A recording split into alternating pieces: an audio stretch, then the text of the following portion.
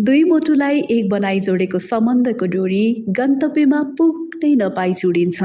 अथाह माया प्रेमले सजिएको एक सुन्दर जोडी समयको खेलसँगै अलग बनिदिन्छन्। न मिलनको आस न साथ, बस छन् त पीडा अनि वियोगका अनेकन कथाहरू।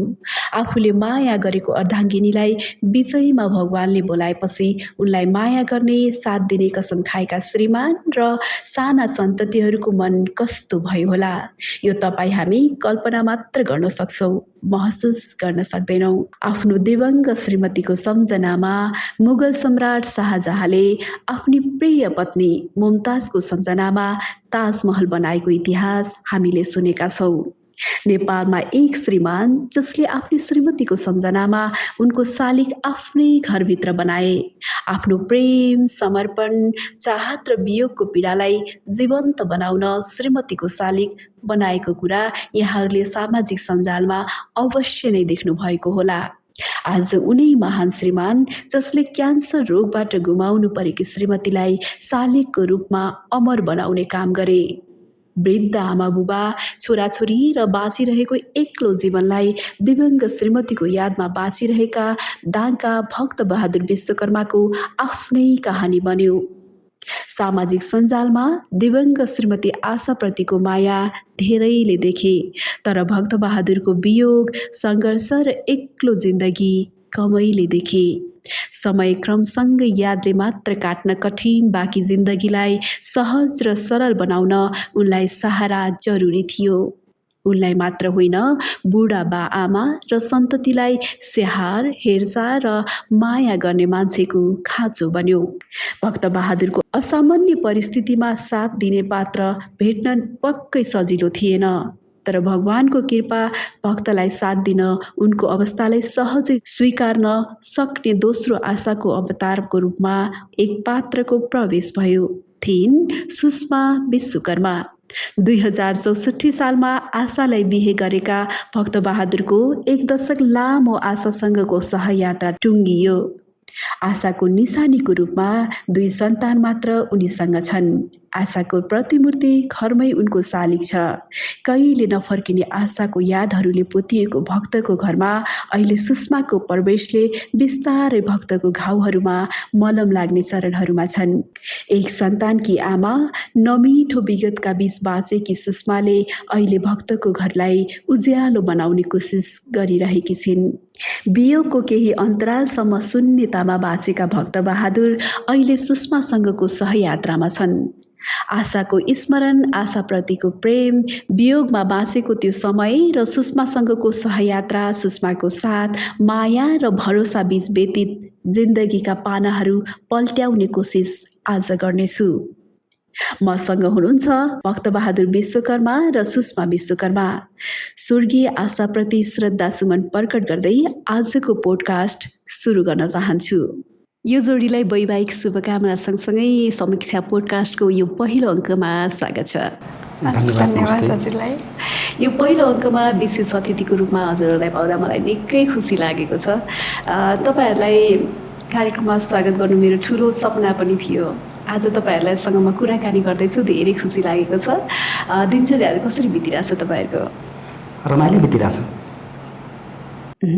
अनि यो सामाजिक सञ्जाल, टिकटकहरू, रिल्सहरूमा तपाईँहरू ट्रेन्डिङमै रहनुभयो कि? तपाईँहरूको बिहेको भिडियोहरू ट्रेन्डिङमै रह्यो। धेरैले सर्च गरी तपाईँहरूलाई हेर्नुभयो सामाजिक सञ्जालमा। अझ सामाजिक सञ्जालमा मात्रै नभएर तपाईँहरू त घर घरमा छाउनु भएको छ। यति पपुलर हुनुभएको छ तपाईँहरू, धेरैले तपाईँहरूलाई रुचाउनु भएको छ यो जोडीलाई। सायद विगत एउटै भएर पनि हुनुपर्छ होइन? यो जोडीले त्यो मायालाई कसरी सम्हाल्नु भएको छ, के भन्नुहुन्छ ती शुभचिन्तकहरूलाई? हामीले हाम्रो जीवनमा भएका सम्पूर्ण कुराहरूलाई हामी रिल मार्फत चाहिँ व्यक्त गरेका छौँ। त्यसलाई चाहिँ सबैजना चाहिँ हाम्रो साथीहरूले माया जताउनु भएको छ, प्रेम दिनुभएको छ। उहाँहरू सबैजनालाई धन्यवाद दिन चाहन्छु र उहाँहरूलाई पनि माया छ हाम्रो तर्फबाट। एकदमै। यहाँहरूलाई हेरिरहँदा होइन, कसरी जोडिनु भयो तपाईँहरू? कुन माध्यमबाट जोडिनु भयो? यसो छ, सबभन्दा चाहिँ पहिला चाहिँ हाम्रो भेट चाहिँ यो बुक मार्फत भएको थियो। मैले आफैले लेखेको बुक चाहिँ आशा भन्ने बुक छ। हजुर।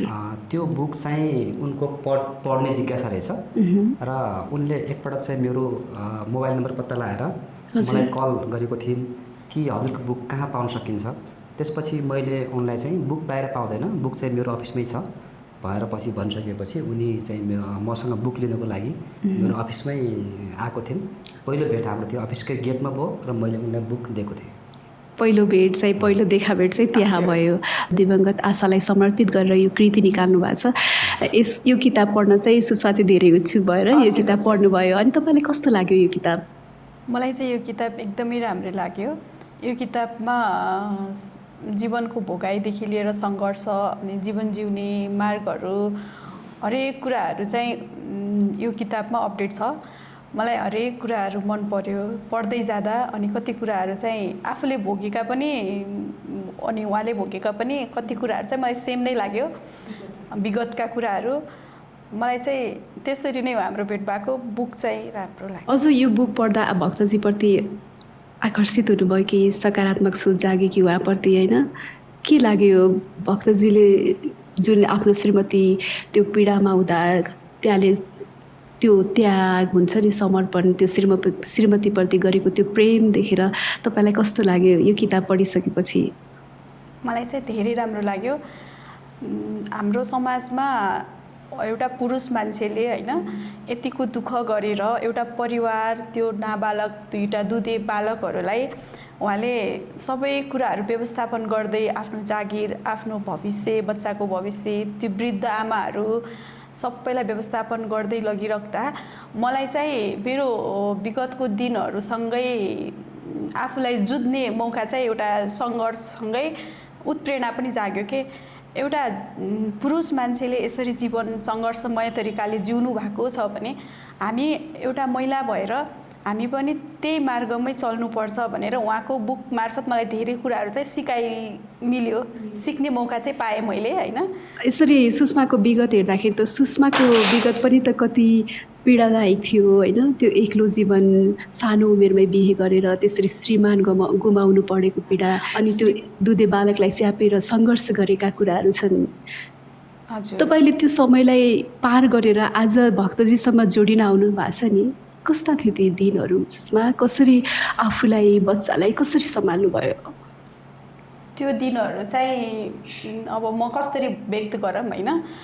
अब सानै उमेरमा बिहे गरेको लगभग 5 वर्षपछि नै मलाई त्यो दुःखको घडी आफूले भोग्नु पर्दाखेरि अनि एउटा 1 वर्ष दिनको बालकलाई अनि उसको बोलीको हरेक शब्दहरूलाई आफूले स्मरण गर्दाखेरि मलाई गाह्रो चाहिँ भएको हो।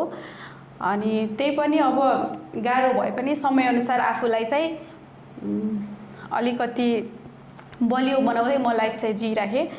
अनि बच्चाको त्यो समय परिवर्तन, बच्चाको वृद्धि विकास हुँदै अनि नानीले जब त्यो बाबा भन्ने शब्दहरू बोल्दाखेरि अनि मेरो आँखाबाट आँसु नखसे पनि मनबाट चाहिँ आँसु खसिरहेको हुन्थ्यो। अनि कतिपय उनको शब्दहरूले पनि मलाई धेरै भावुक बनाउने गर्दथे। कति बेला छोरीले त्यस्ता अनुत्तरित प्रश्नहरू सोध्थ्यो होला, कसरी त्यो सिचुएसनलाई ह्यान्डल गर्नुहुन्थ्यो होला, है? छोरीले सोध्थिन्। अब म एउटा एकल महिला भएर पनि अनि म एउटा सानो जब पनि गर्थेँ, होइन? बिहान चाहिँ अफिस जाने, नानीसँग मेरो राम्रो भेट चाहिँ अफिस टाइम पछि नै हुन्थ्यो। अनि जब साँझ पऱ्यो बेडरुममा गयो भने चाहिँ मम्मु बाबा कहिले आउनुहुन्छ, बाबा कस्तो हुनुहुन्छ भनेर चाहिँ उनले भन्दाखेरि चाहिँ मलाई गाह्रो चाहिँ हुन्थ्यो। अनि बाबा बाहिर जानुभएको छ, आउनुहुन्छ, तिमी ठुलो भएपछि चाहिँ भन्थेँ मैले। अनि मम्मु फोन लगाउनुहोस् न बाबाको, फोन लाग्दैन भन्थिन् मलाई फोन दिएर। अनि मैले चाहिँ अहिले फोन लाग्दैन बाबाको, तिमी ठुलो भएपछि आफै फोन गर्नुहुन्छ भन्थेँ भनेर सम्झाउनुहुन्थ्यो। कति भावुक त्यो त तपाईँले महसुस गर्नुभएको छ। हामी त कल्पना मात्रै गर्न सक्छौँ, होइन? त्यो नानुले त्यस्ता कुराहरू गर्दा तपाईँले अहिले जीवनसाथी गुमाएर बसेका त्यस्ता जोडी, त्यस्ता एकल भएर बसेका व्यक्तिहरूबाट पनि तपाईँले यो कठिन समयलाई जुन पार गर्नुभयो नि, प्रेरणा लिन सक्नुहुन्छ। त्यसैले मैले तपाईँको विगत थोरै कोट्याएँ, है त? भक्तजी, तपाईँहरू अफिसमा भेट भयौँ, होइन? यही आशाजीको कृतिबाट हाम्रो उहाँले पढ्न इच्छा गर्नुभयो अनि मैले किताब अफिसमै दिन बोलाएँ अनि त्यहाँ चाहिँ मैले सुषमालाई देखेँ भन्नुभएको छ। अब फेरि देखा भेट त भयो होइन, बिहेको महसुस चाहिँ तपाईँहरूले भेटिसकेपछि कहिले गर्नुभयो? उनले मेरो पुस्तक पढिसकेपछि अब सायद भोगाई एउटै भएर हजुर। होला। उनी चाहिँ मसँग त्यस्तो नजिक भएको थिएनन् एज अ टिकटक फ्रेन्डको रूपमा, सामान्य कुराकानी हुन्थ्यो। हजुर। त्यसपछि मेरो सासुआमा उनको मम्मी बितेको 1 वर्ष भएको थियो। त्यसपछि 1 वर्षपछि एउटा वार्षिक कार्यक्रम तिथि थियो। हजुर, वार्षिक तिथि। त्यो तिथिमा चाहिँ म त्यहाँ आफै गएँ, सहभागी भएँ, किनकि हाम्रो समुदाय एउटै, भोगाई एउटै, पीडा एउटै। त्यसपछि म चाहिँ सहभागी भएको थिएँ। त्यतिखेर पनि मलाई उनको सबै आफन्तहरूले धेरै प्रेम गर्नुभयो, धेरै स्नेह देखाउनु भयो। हाम्रो समुदायको मान्छे यसरी चाहिँ भेट्न आउनुभयो, खुसी लाग्यो भनेर धेरै माया जताउनु भएको थियो। त्यसपछि प्रत्यक्ष रूपमा चाहिँ त्यो पुस्तक चाहिँ दिएपछिको भेट त्यही उनको घरमै भएको थियो। सायद उहाँको आफ्नो मान्छेले तपाईँलाई रुचाउनुमा पनि तपाईँको विगत पनि त कति पीडादायी छ होइन। एउटा सँगै जिउला सँगै बाँचौला भनेर ल्याएको श्रीमतीले उहाँलाई चाहिँ प्राणघातक रोग क्यान्सरबाट पीडित भएर उहाँले बिच बाटोमै तपाईँलाई छोडेर जानु पर्यो। सायद हाम्रो छोरीले भोगेको पीडा जस्तै यो मान्छेको पनि पीडा रहेछ। एउटै पीडा भएका व्यक्ति जोडिएपछि हाम्रो छोरीलाई पनि राम्रो होला भनेर पनि उहाँले त्यस्तो सोच्नुभयो होला होइन। अनि बिहेको महसुस चाहिँ कतिखेर गर्नुभयो? यसो भयो, मेरो जीवनमा चाहिँ आशाको डेथ भइसकेपछि एकदम पीडादायी क्षणहरू चाहिँ बिते। 11 महिनाको दुधे बालक, 3 वर्षको छोरी, दुवैजनालाई मैले हुर्काउनु पर्ने जिम्मेवारी मेरो काँधमा थियो। सँगसँगै बुवा आमा, बुवा दृष्टिविहीन नै हुनुहुन्छ। त्यसपछि 4 जना चाहिँ आश्रित परिवारलाई हुर्काउँदै म अगाडि बढेँ। त्यो अगाडि बढ्ने सन्दर्भमा मैले धेरै आरोह अवरोहहरू भोगेँ। त्यसमा चाहिँ म एकचोटि बिरामी भएँ। हजुर। राति पख मलाई एकदमै ज्वरो आयो, 102 डिग्री ज्वरो आएको थियो र काम ज्वरो आएको थियो। र त्यो ज्वरो आइरहेको बेलामा चाहिँ मलाई कस्तो फिल भएको थियो भने मलाई निकै जाडो भयो। र छेउको अर्को कोठामा चाहिँ दराजमा चाहिँ ब्ल्याङ्केटहरू थिए र मैले त्यहाँबाट ब्ल्याङ्केट ल्याएर ओढ्ने मसँग चाहिँ त्यो खालको क्षमता भएन। र त्यो बेला मलाई के फिल भयो भने अब 4 जना आश्रित परिवार छ, कसलाई भन्ने त? मेरो चाहिँ वाइफ भएको भए त उता छेउबाट चाहिँ ब्ल्याङ्केट ल्याएर उडाइदिन्थ्यो होला हैन, चाहिँ ओढ्थ्यो होला र मलाई चाहिँ राहत हुन्थ्यो होला। तर म चाहिँ त्यहाँ गएर त्यो ब्ल्याङ्केट ल्याएर ओढ्न सकिनँ। त्यसै गरी अब बिरामी हुँदा पनि मलाई हस्पिटलमा भर्ना भएपछि त्यहाँ चाहिँ मेरो काउन्टरमा गएर बिलिङ गर्ने अथवा मेडिसिन किनेर ल्याउने मान्छे कोही पनि भएन परिवारमा। बुवा आमा, बच्चा बच्ची सबै चाहिँ आश्रित परिवार हुनुभयो र मैले त्यो सबै कुरा चाहिँ भोगेँ। तर पनि मैले हिम्मत गरेर अगाडि बढ्ने कोसिस गरेँ। तर एउटा यस्तो मोड आयो मेरो जीवनमा कि मैले चाहिँ नसक्ने नै भइसकेँ। हजुर। त्यो बच्चा बच्ची हुर्काउनु पर्यो, बुवा आमाको हेरचाह गर्नु पर्यो, मेरो अफिस सँगसँगै आर्थिक पाटो पनि जोडिएको छ। त्यो कुरा व्यवस्थापन गर्नको लागि, घर व्यवस्थापन गर्न, जम्मै गर्न धेरै कठिन भयो। र मलाई त्यहाँनिर एउटा महसुस के भयो भने एउटा वाइफ भनेको त लाइफको अभिन्न अङ्ग रहेछ र एउटा वाइफ भनेको त एउटा मोतीहरू जोडिएको मालाको डोरी जस्तै रहेछ जस्तो लाग्यो। जसरी चाहिँ एउटा डोरी चुडिएपछि माला सर्पष्ट हुन्छ त्यस्तै लाग्यो मलाई र हामी सर्पष्ट भएका थियौँ। जिन्दगी नै लथालिङ्ग भयो जस्तो। त्यसपछि उता बुवा आमाहरूले पनि चाहिँ सँगसँगै भन्नुहुन्थ्यो, बाबु तँलाई धेरै दुःख छ, तैँले बिहे गर्नुपर्छ भन्नुहुन्थ्यो। दिदी पनि त्यसै भन्नुहुन्थ्यो कि बाबु भाइ तँलाई धेरै दुःख छ भन्नुहुन्थ्यो र मलाई पनि धेरै दुःख फिल हुन्थ्यो। त्यस्तो मोडमा आइसकेपछि मैले सोचेँ कि यो सबै दुःखबाट म पार हुनुपर्छ, म फर्दर लाइफ जिउनुपर्छ, विगतमा जे भयो र म अगाडि बढ्नुपर्छ र मेरो भोगाइ जस्तै मिल्ने खालको चाहिँ लाइफ पार्टनर पाएपछि त म अगाडि बढ्नुपर्छ भन्ने मेरो सोच जाग्यो। त्यसरी एउटा मलाई बुझ्ने लाइफमा म जस्तै भोगाइ भएको चाहिँ जीवनसाथी पाएपछि त मेरो सबै दुःखहरू हरण हुन्छ, सबै कुरा व्यवस्थापन हुन्छ भन्ने सोच बनाएको थिएँ र त्यही अनुसार म त्यो निर्णय पुगेँ, बिहे गर्ने निर्णय पुगेको। निर्णयमा यस्ता तपाईँले धेरै कठिनाइका कुराहरू गर्नुभयो, पीडादायी कुरा गर्नुभयो कि मैले ज्वरो आउँदाखेरि पनि सिर कोर्न सकिनँ अनि हरेक कुराहरू छ नि तपाईँले महसुस गर्दै जानुभयो र यहाँसम्म आइपुग्नुभयो। तपाईँले बिहेसम्म आइपुग्दा कस्ता भावनात्मक प्रक्रियाहरूसँग तपाईँ जुझ्नु पर्यो? बिहेको डिसिजन लिन त तपाईँहरूलाई गाह्रो भयो होला नि त होइन सुषमाजी? त्यति सजिलो त थिएन होला नि त। सुषमालाई कस्ता भावनात्मक कुराहरू मनमा खेले बिहेको डिसिजन लिइसकेपछि? बिहेको डिसिजन ल्याउँदा एउटा पाटोबाट चाहिँ कता कता फ्यामिलीहरू समाजहरूको चाहिँ एकदमै खुसी हुन्छ भन्ने भयो। अनि एउटा मेरो त्यो अबोध बालिका बच्चा होइन 6 वर्षको बच्चाले बाबाको काख, बाबाको स्नेह प्रेम सहजै प्राप्त गर्न सक्छ भन्ने भयो। एउटा पाटोले चाहिँ मैले यो सम्बन्ध जोडेँ भने कतै भोलिको दिनमा मेरो बच्चालाई केही हुने हो कि मेरो मेरो मेरो विगतलाई कोट्याएर मेरो भविष्यलाई केही हुने हो कि। अनि मैले अर्को कुरा पनि जोड्न चाहेँ। मेरो चाहिँ मम्मी गइसकेपछि एउटा 7 वर्षको भाइलाई पनि मैले उसलाई आमाको स्नेह दिएर हुर्काइरहेको थिएँ। म बिहे भएर गएपछि उसको फ्युचर केही हुने हो कि भन्ने कुराले चाहिँ मलाई दोहोरोपन चाहिँ गराइरहेको थियो। तर पनि होइन, म चाहिँ म जस्तै मान्छेसँग जोडियो भने त मेरो भावनालाई, मेरो परिवारलाई, मेरो समाजलाई, मेरो छोरीलाई सहजै एक्सेप्ट गर्नुहुन्छ, सहजै हाम्रो फ्युचर राम्रो हुन्छ भनेर मैले चाहिँ प्रस्तावलाई चाहिँ सहजै हुन्छ भन्ने कुरा चाहिँ स्वीकारेँ। हजुर। वाउ। अनि त्यसपछि बिहेको कुराहरू अगाडि बढ्यो होइन। एकअर्काको विगतका कुराहरू हामीले गरिरहँदा यता सुषमाले श्रीमान गुमाएको पीडा, उता भक्तजीले श्रीमती गुमाएको पीडा, एउटै पीडा भएर पनि अझ यो जोडी हुन सफल भयो होइन।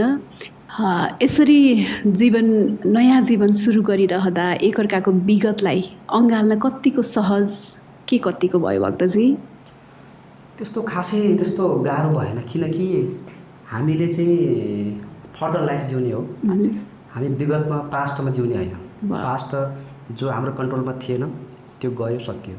हामी वर्तमान र भविष्यमा जिउने हो र हामीले चाहिँ विगतको कुरालाई एक्सेप्ट गरेर नै अगाडि बढ्ने हो। किनकि त्यसलाई एक्सेप्ट नगरेर हामी जोडिन सक्दैनौँ, अगाडि बढ्न सक्दैनौँ भन्ने हामीलाई चाहिँ त्यो कुरामा हामी ढुक्क थियौँ। त्यस कारणले उनको विगतमा जे भए पनि त्यो कुरालाई हामीले एक्सेप्ट मैले गरेँ र मेरो विगतमा जे भए पनि मेरो कुरालाई एक्सेप्ट उनले गरिन् र यसरी हामी चाहिँ अगाडि बढ्ने अन्डरस्ट्यान्डिङ भयो। वाउ, कति सकारात्मक छ। सुषमाको पनि त्यस्तै हो। हाम्रो विगत, एकअर्काको विगतलाई हामीले सम्मानपूर्वक लिएर हामी अगाडि बढेको हो। तपाईँहरूलाई यसो हेरिरहँदा तपाईँको टिकटक रिल्सहरू म हेर्छु, फलो गर्छु होइन। तपाईँहरूले एकदम प्रेमिल भिडियोहरू बनाउनु भएको हुन्छ कि हुन्छ नि, लभ परेको जस्तो एकदम ब्युटिफुल कपल चाहिँ लभ बर्ड जस्तो कि हेरिरहँदा तपाईँहरूको कमेन्ट्समा पनि म जान्छु यहाँहरूको लभ म्यारिज हो कि भन्ने जस्तो पनि कमेन्ट्स हुन्छ। मलाई पनि त्यस्तै लाग्छ। तपाईँहरूको लभ म्यारिज हो कि एरेन्ज? अब हाम्रो सम्बन्धलाई लभ म्यारिज भन्न चाहिँ त्यति मिल्दैन, किनकि तपाईँहरू पहिलेदेखि सम्बन्ध चाहिँ परिवार मार्फत जोडेको सम्बन्ध हो। अनि हामी एकअर्का बिचको अन्डरस्ट्यान्डिङ पनि हो। अनि मैले यसलाई चाहिँ लभ म्यारिज भन्दैन, यसलाई चाहिँ हामी पारिवारिक रूपमा यो चाहिँ एरेन्ज म्यारिज नै हो भन्नुहुन्छ होइन। अनि यसो हेरिरहँदा सुषमा चाहिँ कति सुन्दर होइन, इन्डिपेन्डेन्ट लेडी। अनि धेरै त्यस्ता कलिग्स, फ्रेन्डहरूले अफिसमा अथवा कोही साथीहरूले अथवा आफन्तहरूले पनि ल है तेरो चाहिँ उमेर छ अनि तैँले चाहिँ नयाँ जीवन सुरु गर्नुपर्छ भन्ने अथवा त्यस्ता पात्रहरू जोडिन आउने, म चाहिँ तिमीसँग जीवन बिताउन चाहन्छु भन्ने पात्रहरू पनि आउनुभयो होला। यहाँले कुरा गरिरहँदा अब विगत एउटै भएर पनि हामी जोडियौँ भन्नुभएको छ। अब त्यो कुराले पनि स्पष्टता पार्छ नै। अझ तपाईँलाई चाहिँ त्यति साथीभाइ आफन्तहरूले भनिरहँदा भक्तजीलाई नै जीवनसाथीको रूपमा अपनाउनु भएको छ नि, भक्तजीलाई नै रोज्नु भएको छ। त्यो चाहिँ किन, के कुराले चाहिँ अझ बढी प्रभावित हुनुभयो तपाईँ? आउँथ्यो मसँग यस्तो प्रेम प्रस्तावहरू आउँथ्यो अनि घरसम्मै कुरा पनि आउँथ्यो। त्यो कुरा आउँदाखेरि मैले चाहिँ अनि मलाई चाहिँ यो कुरामा इन्ट्रेस्ट छैन, म गर्दैन भन्ने चाहिँ सोचाइ राखिरहेको थिएँ होइन। जब अब परिवार पनि सबैजनाले होइन तिम्रो यो सिङ्गल लाइफ कटाउन गाह्रो हुन्छ, एज छ, तिमीले केही गर्नुपर्छ, नानीको लागि पनि केही सोच्नुपर्छ भन्दाखेरि मैले चाहिँ उहाँलाई रोज्नुको कारण के हो भने उहाँको र हाम्रो एउटा पार्ट त विगतको भोगाइ एउटै पनि भइहाल्यो। अर्को फेरि उहाँको 2वटा आमा गुमाएका 2वटा नाबालक बच्चाहरू होइन। म एउटा आमाले गर्दा 3वटा बच्चाको फ्युचर ब्राइट हुन्छ भने त वाह। म यो सम्बन्धमा किन ब्याक हुने त भन्ने कुराले चाहिँ म आफ्नो लागि पनि सोच्नुभयो र ती बच्चाहरूको मेरो लागि पनि भविष्यभन्दा, सोच्नुभयो। मेरो भविष्यभन्दा पनि बच्चाहरूको 3वटा बच्चाहरूको भविष्य राम्रो भयो भने त हामी एकअर्का बीच खुसी अनि हाम्रो एकअर्का बीचको भविष्य त त्यसै राम्रो भइहाल्छ नि त वाह, भन्ने तरिकाले हामी जोडेको। वाह, कस्तो इन्ट्रेस्टिङ पोजिटिभ कुरा। भक्तिजीलाई पनि म यही प्रश्न गर्न चाहेँ। तपाईँ अब अफिसर लेभलको मान्छे, निजामती कर्मचारी, हेर्नलाई पनि गुड लुकिङ होइन, धेरै त्यस्ता पात्रहरू तपाईँसँग पनि त ठोकिन जोडिन आयो होला होइन। अनि आफन्तले तपाईँले अघि पनि भन्नुभएको थियो, दिदी आमाले पनि ल है अब नयाँ जीवन सुरु गर्नुपर्छ भनिराख्नु भएको थियो भन्नुभएको छ। यस्तो भनिरहँदा तपाईँ त्यस्ता पात्रहरू जोडिन आइरहँदा तपाईँले पनि सुषमालाई विगत एउटै भएर रोज्नु भएको हो कि सुषमामा अझ त्यस्ता अरू कुराहरू पनि थिए? त्यसमा यसो छ, बिहेको महत्त्व राम्रोसँग हामीले बुझिसकेका छौँ, किनकि विगतको भोगाइले बिहे भनेको के हो, रियल लाइफ भनेको के हो, सबै कुरा बुझिसकेको भएर त्यति चाहिँ जति हाम्रो चाहिँ प्रस्ताव आए पनि त्यति चाँडै हामी डगमग गर्ने चाहिँ मान्छे म परेन, उनी पनि त्यस्तै परेन। त्यसको एउटा मेन कारण के हो भने हाम्रो जुन भोगाइ थियो नि एकदम सङ्घर्षपूर्ण भोगाइ थियो। भोगाइ भोगेर आएको मान्छेहरू भावनामा खासै बग्दैन हुँदैन। हजुर, तिनीहरूलाई चाहिँ रियालिटीमा हामी रियल लाइफमा जिउने हो। हजुर। र प्र्याक्टिकल्ली जसले चाहिँ हामीलाई साथ सहयोग सपोर्ट गर्न सक्छ, प्र्याक्टिकल्ली जसले हामीलाई माया दिन सक्छ र प्र्याक्टिकल्ली जो भोगेर आएको छ त्यो मान्छेबाट मात्रै चाहिँ हाम्रो लाइफ अगाडि जान सक्छ भन्ने हामी ढुक्क थियौँ कि म ढुक्क थिएँ। हजुर। त्यो भएर चाहिँ त्यस्तो जोडिन आए तापनि त्यसलाई चाहिँ हामीले एक्सेप्ट मैले गर्नु भएन। किन गरेन भने मेरो प्र्याक्टिकल लाइफ अलिक फरक थियो क्या। हजुर। रियल लाइफ र रियल लाइफ धेरै फरक थियो। रियलमा जे जस्तो व्यक्त डिस्प्ले भए तापनि मेरो चाहिँ जीवनमा धेरै गाह्रो थियो। बुढाबुढीहरूको स्याहार सम्हार गर्नुपर्ने, केटाकेटीहरूलाई स्याहार सम्हार गर्नुपर्ने, सबै व्यवस्थापन गर्न धेरै गाह्रो थियो। त्यो मायाले मात्रै, रियालिटी फरक थियो। मायाले मात्रै त्यो जोडेर मात्रै हल हुनेवाला थिएन। त्यस कारणले प्र्याक्टिकल वेबाट लाइफ बुझेको मान्छे चाहिँ भएपछि लाइफ अगाडि बढ्न सक्छ, नत्र हुँदैन भन्ने कुरामा ढुक्क भएर नि सुषमालाई एक्सेप्ट गरिएन र उनलाई रोज्न पुग्यो। वाह, कस्तो राम्रो विचार। सुषमा, तपाईँहरूको जोडी बाँधिरहँदा होइन तपाईँले मैले अब बिहे गर्छु है भनेर परिवार, साथीभाइहरूलाई, आफन्तहरूलाई सेयर गरिसकेपछि खुसी त सबैजना हुनुभयो। तपाईँहरूलाई कति रुचाइदिनु भएको छ यो त तपाईँहरूलाई कति, तपाईँहरू त ट्रेन्डिङमै पर्नुभयो भन्छु कि म त। अब फेसबुक खोले तपाईँहरूकै जोडी होइन, तपाईँहरूले बिहे गरिसकेपछिका भिडियोहरू त्यसरी भाइरल भयो, तपाईँहरूलाई धेरैले रुचाइए। अनि मैले बिहे गर्छु भनिसकेपछि सबभन्दा अगाडि कसलाई सेयर गर्नुभयो? सबभन्दा अगाडि त मैले मेरो मनसँग मेरो आमालाई सेयर गरेँ होइन। मेरो मम्मी चाहिँ 1 वर्ष अगाडि बित्नु भएको थियो। उहाँको इच्छा चाहिँ एउटा म चाहिँ रङ्गिन भएर फेरि पनि नयाँ जिन्दगी सुरुवात गरोस् भन्ने हुन्थ्यो। मैले फर्स्ट पटक चाहिँ मेरो मनदेखि नै मेरो आमालाई भने, अनि आमा अब हजुर नभए पनि हजुरको खुसी चाहिँ मसँग सामेल हुनेछ भनेर आमालाई सम्झेँ। अनि त्यसपछि चाहिँ मैले धेरै खुसी चाहिँ आमा पछि चाहिँ मेरो भाइलाई देखेँ हो। ऊ चाहिँ अहिले बाहिर छ, क्यानाडामा बस्छ। अनि मेरो खुसीमा मेरो मम्मी भन्दा पनि धेरै खुसी भयो क्या त्यो। अनि यति खुसी भयो कि अनि सर्टेन टाइममा पनि उसले यसरी अरेन्जमेन्ट गर्यो। मेरो एउटा आमाको त्यो सपना थियो, तिम्रो म्यारेज चाहिँ म यसरी गर्छु है भनेर। सर्टेन टाइममा चाहिँ उसले फुल्ली म्यानेजमेन्ट गरेर सबै रिलेटिभ, मेरो साथी, मेरो भाइ, दिदी, दाइ सबैजना खुसी हुनुभएको थियो। तर धेरै खुसी चाहिँ मैले उसमा देखेँ। उसको नाम चाहिँ मनोज विक। मनोजले यति बेला हामीलाई हेरिराख्नु भएको छ भने होइन, उसको वाइफ पनि एकदमै सपोर्टिभ है। अनि हरेक टाइममा चाहिँ मैले उसलाई दोस्रो आमा पनि भन्छु क्या। हुन चाहिँ मभन्दा सानो हो, नाताले पनि बुहारी पर्ने हो, तर मेरो त्यो आमाको पर्ने स्नेह साथ चाहिँ मैले उसबाट टाढा भए पनि पाएको छु, महसुस गर्नुभएको छ। हजुर, म एक्लै भए तापनि दिदी बहिनीको माया टाढाबाट चाहिँ पाएको छु मैले उबाट। सुषमाले अब आफ्नो विगतमा श्रीमान गुमाउनुको पीडा त थियो नै होइन, फेरि आमाको छहारी पनि गुमाउनु पर्यो। पीडामाथि पीडा, झन् ती भाइहरू होइन, सानो भाइ पनि छ भन्नुभयो। कति वर्षको हुनुहुन्छ अहिले? भाइ चाहिँ मम्मी जाँदाखेरि 7 वर्षको थिए। अनि भाइलाई पनि हेर्नुपर्ने होइन अझ जिम्मेवारी लिनुपर्ने भयो होइन त सानै उमेरमा त्यसरी आमा गुमाउनु पर्यो आमाको चाहिँ कसरी निधन भयो मेरो मम्मी बिरामी हुनुहुन्थ्यो किडनी पेसेन्ट हुनुहुन्थ्यो उपचारकै क्रममा मृत्यु भएको उहाँको सपना चाहिँ फेरि छोरीले नयाँ जीवन सुरु गर्यो हुन्थ्यो भन्ने थियो होइन उहाँको सपना चाहिँ त्यही थियो उहाँ हुँदा पनि भन्नुहुन्थ्यो नानु अब तिमीले चाहिँ केही सोच्नुपर्छ है भन्दाखेरि म उहाँसँग एकचोटि रिसाए पनि म यो कुरामा अहिले कुनै चासो नै छैन हजुरले किन यस्तो कुरा गर्नुहुन्छ भन्दा उहाँले चाहिँ मुख चाहिँ मलिन गराएर बस्नुभयो तर म यो कुरा सुरुवात हुँदा बित्तिकै मैले पहिलोपटक नै उहाँलाई नै सम्झ्या हो परिवारको सबै सदस्यले नै हामीले उहाँलाई सम्झिनु भयो धेरै यो विवाहको डिसिजन लिइसकेपछि चाहिँ आमाको धेरै याद आयो आमालाई हामी यही पोडकास्टबाट नै श्रद्धासुमन भन्छौँ सुषमा आफूलाई बलियो बनाएर अगाडि बढ्नु भएको छ अझ बलियो बनाएर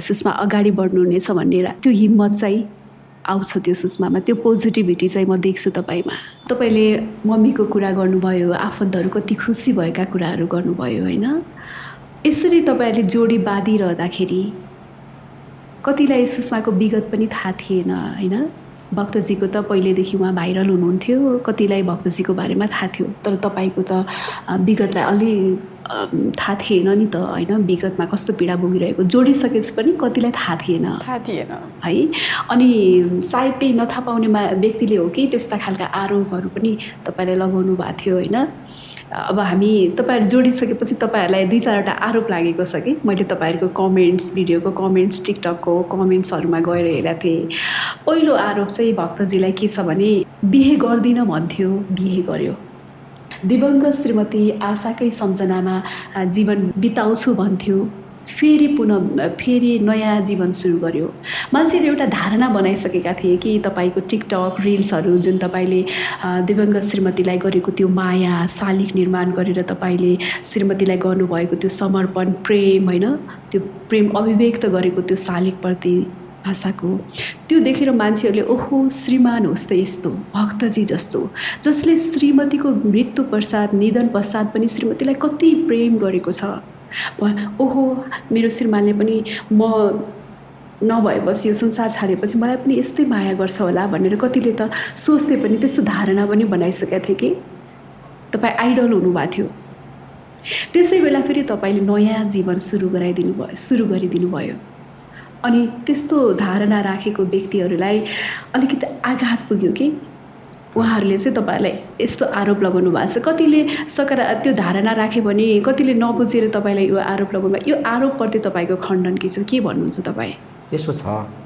मान्छेको जीवन सधैँ एक नाशसँग बित्दैन जीवनमा हरेक आरोह अवरोह दुःख सुख हुन्छ र एकै नाशसँग जिन्दगी बित्दैन जसरी हामीले चाहिँ बाल्यकालमा आमाको काखमा बस्छौँ आमाको स्तनपान गर्छौँ त्यसपछि आमाको मजत्रोको बासना आमाको मातृत्वको स्नेह हामी भुल्दैनौँ हामी पछि जवान भएर हामी बिहे गर्छौँ अथवा आमाको डेथ भए पनि हामी त्यो कुरा हामी भुल्दैनौँ किनकि यो याद भनेको जीवनको अभिन्न अङ्ग हो महत्त्वपूर्ण पाटो हो त्यही यादसँग जीवन जिउने हो र रह्यो कुरा के भने मैले चाहिँ त्यसरी आशाकै यादमा जीवन बिताउँछु भनेर कहीँ कतै भनेको पनि छैन त्यो याद भनेको अटोमेटिकल्ली मान्छेको दिमागमा रहने कुरा हो र अनकन्सियस माइन्डमा बसेको कुराहरू कहिले पनि भेटिँदैन जसरी हामीले बाल्यकालको हाम्रो सम्झनाहरू बिर्सन सक्दैनौँ त्यसै गरी मैले चाहिँ आशाको विगतलाई बिर्सन असम्भव छ त्यस कारणले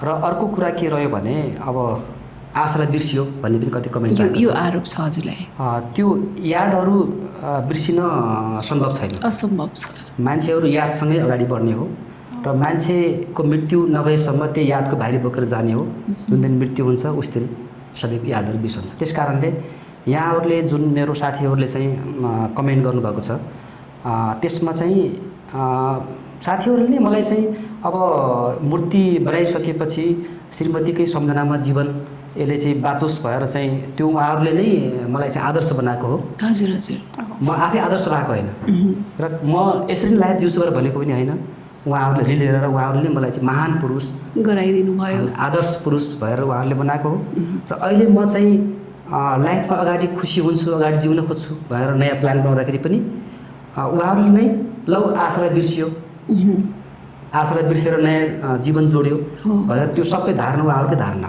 हो।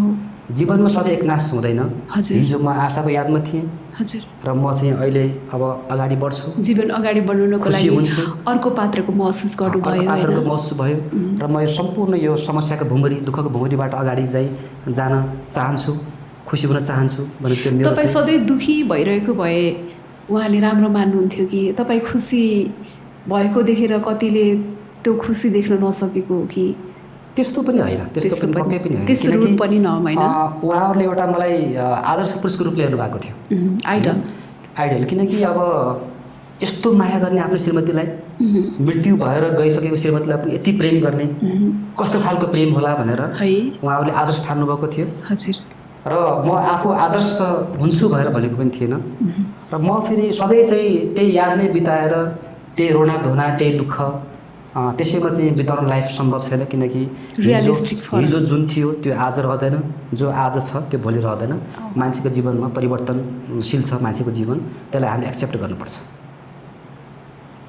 अनि अर्को आरोप पनि तपाईँप्रति के छ भने भक्तजीले भाइरल हुनको लागि दिवंगत श्रीमती आशाको जुन तपाईँले घरभित्र शालिग निर्माण गर्नुभएको छ नि, यो भाइरल हुनको लागि गरेको हो भन्ने आरोप छ। के भन्नुहुन्छ? तपाईँलाई सोच कसरी आयो कि आशाको म शालिग बनाउँछु भन्ने कुरा चाहिँ?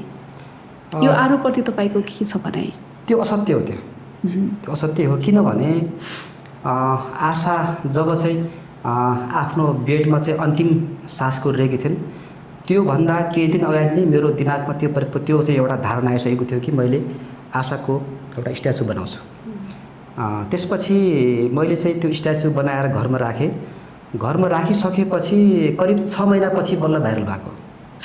आशाको दिवंगत भइसकेपछि तपाईँले चाहिँ शालिग निर्माण बनाएँ। सोच चाहिँ पहिला राख्नुभयो? सोच पहिले नै आएको थियो।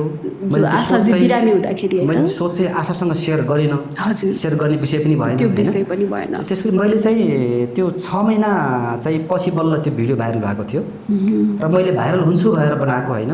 र भाइरल भएर मलाई फाइदा पनि के छ? छैन। त्यस कारणले मैले चाहिँ विशुद्ध रूपमा चाहिँ आफ्नो मनमा, आफ्नो आत्मामा आएको कुरालाई मैले चाहिँ व्यवहारमा कार्यान्वयन गरेको हो। र मैले चाहिँ उनीप्रतिको श्रद्धा, उनीप्रतिको प्रेम, उनीप्रतिको स्नेहलाई पोख्ने ठाउँ एउटा बनाउँछु भनेर स्ट्याचु बनाएको हो। त्यो कुनै भाइरल हुनलाई बनाएको हो, त्यो चाहिँ झुट हो। तपाईँले चाहिँ त्यो प्रेम अभिव्यक्त गर्नको लागि शालिग निर्माण गर्नुभयो, भाइरल हुनको लागि तपाईँलाई कुनै आवश्यक थिएन। तपाईँहरूलाई अर्को आरोप के छ भने अब यो सुषमा र भक्तजी जोडिनु भयो, नयाँ जीवन सुरु गरे, सायद यिनीहरूले यो शालिगलाई चाहिँ भत्काउँछन् होला, त्यस्ता खालका कमेन्ट पनि मैले हेरेको थिएँ। यसमा के भन्नुहुन्छ सुषमा? अब यो कुरालाई चाहिँ म कसरी जोड्न चाहेँ भने अब कुनै परिवारको सदस्य कुनै मृत्यु हुनुहुन्छ भने हामीले उहाँलाई चाहिँ पितृ मान्ने गरेका छौँ। यो चाहिँ अहिलेदेखि होइन, हाम्रो हिन्दू धर्मशास्त्र अनुसार पहिलेदेखि चलिआएको चलन हो। अनि अहिले पनि म उहाँलाई पितृ सम्झेर मन हृदयदेखि नै सम्मान गर्न चाहन्छु, सम्मान गरिरहने पनि छु। अनि जसरी हामीले हिजोको दिनमा हाम्रो पुर्खाहरूले मेरो आमा बुवाहरूले गर्दै आइराख्नु भएको थियो, परिवारको सदस्य गुमिसकेपछि उहाँहरूको सम्मान त्यसै गरी नै मैले अनि सम्मानजनक नै उहाँलाई हरेक दिन सञ्चय बत्ती बालेर हरेक दिन सम्झेर अनि उहाँको शालिगलाई दिँदा कस्तो फिल हुन्छ भने मलाई मैले चाहिँ तिमीलाई धेरै कुराहरूको रेस्पोन्सिबिलिटी छोडेर गएको छु अनि तिमीले चाहिँ त्यो रेस्पोन्सिबिलिटी पुरा गर्नुपर्छ है। तिमी चाहिँ म उभिने ठाउँमा स्ट्यान्ड भएर मेरो बच्चाहरू मेरो परिवारलाई हेर्नुपर्छ है भनेर मलाई निर्देशन गरे जस्तो लाग्छ के। अनि भन्नुहुन्छ मेरो साथीहरूले, मेरो आफन्तले, तिमीलाई डर लाग्दैन देख्दाखेरि मान्छे बोल्ला जस्तो छ भन्नुहुन्छ क्या। अनि डर, म फेरि गाउँतिर हुँदाखेरि डराउने के पहिला चाहिँ। अनि मैले चाहिँ भन्थेँ डर लाग्दैन मलाई, अनि मलाई उहाँले वाच गरिरहेको जस्तो, मलाई केही निर्देशन गरिरहेको जस्तो फिल हुन्छ। अनि मैले चाहिँ हरेक कुराहरू सहज लिन्छु। त्यसपछि मैले चाहिँ केही गर्नुपर्छ है, उहाँले मलाई यस्तो भन्नुभएको छ है भनेर भित्र मनदेखि नै आउँछ के। अनि त्यो कुरालाई चाहिँ अब कसरी हामीले बिर्सिन सक्छौँ त? एउटा परिवारको सदस्य गुमाएको पीडा छुट्टै हुन्छ, अनि त्यसलाई त्यत्तिकै बिर्सिने हुँदैन। हामीले चाहिँ सम्मानपूर्वक नै ल्याएको छौँ। अब बुझ्ने मान्छेले चाहिँ कसरी बुझ्नु भएको छ त्यो चाहिँ बुझाइमा फरक पर्ने हो। हाम्रो चाहिँ त्यस्तो सोच गलत सोच चाहिँ छैन। चार दिवारभित्र रहिरहँदा होइन, घरको भित्र रहिरहँदा, भित्र बाहिर गर्दा, माथि तल गर्दा होइन, जुन दिवंगत आशाको शालिग देख्नुहुन्छ तपाईँबाट चाहिँ त्यो सम्मान आउँछ। हजुर, मलाई हेरेर मुस्कुराएरै लाग्छ क्या कहिलेकाहीँ चाहिँ। अनि बच्चाहरू पनि मसँग मामु मामु भन्दै अगाडि पछाडि हिँड्छन्। अनि कतै उहाँलाई देखेर त्यो उहाँको स्नेह म प्रति पाएर त बच्चाहरू यस्तो गर्छन् होला जस्तो फिल हुन्छ कि मलाई चाहिँ। अनि सबै बच्चाहरूले पनि उहाँलाई एकदमै तीनवटै बच्चाहरूले उहाँलाई रेस्पेक्ट गर्नुहुन्छ। परिवारको सबैजना सदस्यले हामीले उहाँलाई नसम्झेको, उहाँलाई रेस्पेक्ट नगरेको दिन हुँदैन। अनि हाम्रो चाहिँ उहाँ अहिले हामीले देखेको भगवान चाहिँ हामीले देखेकै छैनौँ कि। हामीले पुज्ने भनेको ढुङ्गाको भरमा, तस्बिरको भरमा मात्रै हो। हामीले उहाँलाई चाहिँ देखेको हो। अनि हाम्रो घरमा चाहिँ पहिलो भगवान त पितृलाई नै मान्ने गर्छ। भनेपछि आशाको त्यो स्थान छ। हजुर, स्थान छ। अर्को कुरा छ, सुषमालाई पाइसकेपछि अब आशालाई भुल्छ होला भन्ने कुरा त हामीले गरिसक्यौँ होइन। यसो हेर्दाखेरि अझ आरोप तपाईँहरूलाई के छ भनेपछि यो यिनीहरूको अफेयर चाहिँ पहिल्यैदेखि थियो कि होइन, यिनीहरूको पक्कै पनि लभ म्यारिज हो कि भन्ने आरोप पनि छ। त्यो कुरा तपाईँले अगाडि बढिसक्नु भएको छ। अझ त्यसलाई कमेन्ट गर्नेहरू, शुभचिन्तकहरूलाई चाहिँ कसरी जवाफ दिनुहुन्छ भक्तजी? सबैजना शुभचिन्तकहरूलाई हाम्रो जीवनप्रतिको जुन दुःख देखाउनु भएको छ, सुख देखाउनु भएको छ, चिन्ता व्यक्त गर्नुभएको छ, सबैजनामा मेरो नमस्कार छ र उहाँहरूलाई मेरो पनि सम्झना र माया छ। त्यसरी चाहिँ उहाँहरूले चाहिँ जो बिर्सन्छ भन्ने खालको उहाँहरूको त्यो धारणा आएको छ, त्यो उहाँहरूको व्यक्तिगत धारणा होला। किनकि प्रत्येक मान्छेसँग टाउको हुन्छ, टाउकोभित्र मगज हुन्छ, मगजमा कुनै एउटा विचार, एउटा धारणाको विकास हुन्छ र त्यो धारणा व्यक्तिगत हुन्छ। त्यो चाहिँ हाम्रो धारणा हुँदैन र सबैलाई आफ्नो विचार राख्ने अधिकार छ र त्यही नै हुनुपर्छ भन्ने छैन। मैले बिर्सेको छैन, सम्झनामा हुनुहुन्छ आशा होइन। सम्झनामा आशा हुनुहुन्छ भन्नुभयो। आज यो पोडकास्ट गरिरहँदा होइन, तपाईँले नयाँ जीवन सुरु गरिरहँदा आशालाई आज कसरी सम्झिनुहुन्छ? आशा हाम्रो जीवनको एउटा कस्तो हुनुहुन्थ्यो आशा? तपाईँले त आशासँग केही जीवनका पाटाहरू बिताउनु भएको छ। हामीले त कुरा मात्रै सुनेका छौँ, उहाँको कल्पना मात्रै गर्न सक्छौँ। तपाईँले त उहाँसँग कति जीवनका पाटाहरू सँगै बिताउनु भएको छ होइन। भनिदिनुहोस् न व्यक्ति विशेष होइन, उहाँ कस्तो हुनुहुन्थ्यो, कस्तो खालको नेचर थियो, आशाको बारेमा केही कुरा भनिदिनुहोस् न। आशा एकदम जेन्युन, एकदम सरल स्वभावको, एकदम सोझो, एकदम भलाद्मी थिइन्। उनीमा चाहिँ अरूप्रतिको चाहिँ दया देखाउने स्वभाव थियो, एकदम दयालु होइन। हुन त मान्छेले चाहिँ अब डेथ भइसकेपछि बढाइ चढाइ गर्ला, तर उनीलाई चाहिँ भेट्ने देख्ने सबैजना मान्छे हुनुहुन्छ। उहाँहरूलाई पनि त्यो सबै कुरा थाहा भएकै विषय हो, यदि मेरो फ्यामिलीमा पनि थाहा भएको विषय हो। उनी एकदम सरल स्वभावको, एकदमै सोझी थिइन् र यो जीवनको चाहिँ यो व्यावहारिक ज्ञान उनीमा अलिक धेरै थियो। एकदम व्यवस्थित हिसाबले चाहिँ जीवन चाहिँ अगाडि बढाउन सक्ने खालको मान्छे थिइन्। जस्तो अहिले मैले चाहिँ हुन त कम्पेयर गर्न मिल्दैन। हजुर, अहिले मैले सुषमालाई पाइसकेपछि कता कता चाहिँ आशाको चाहिँ त्यो व्यवहार र उनको व्यवहार मिलेको मलाई चाहिँ त्यो अनुभूति हुन्छ। अनि धेरैले प्रतिक्रिया पनि दिनुभएको छ कि सुषमाको र दिवंगत आशा तपाईँको स्वर्गीय श्रीमतीको बिच फेस पनि ट्याक्कै मिल्छ, दुई बहिनी पो हुन् कि भक्तजीले त सारीलाई पो बिहे गर्यो कि भन्ने होइन, उहाँहरूको फेस पनि मिल्छ भन्नुभएको छ। अझ तपाईँले चाहिँ बानी बेहोरामा पनि समानता पाउनुहुन्छ। हजुर हजुर, मैले उनलाई चाहिँ पटक पटक भन्ने गर्छु।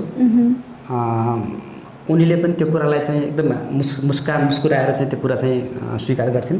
कता कता सेम चाहिँ त्यो बानी व्यवहार मिलेको मलाई लाग्छ। जस्तो कि अब भित्र र बाहिर एउटै भने खुलस्त खालको चाहिँ बिहेभ, त्यसपछि सरलपन, सोझो होइन, त्यसपछि अरूप्रति एकदम दयालु, कसैको मन दुखाउन नसक्ने होइन, अलिकति अन्तर्मुखी स्वभावको होइन, सबै कुरा चाहिँ मिलेको मलाई चाहिँ भान हुन्छ।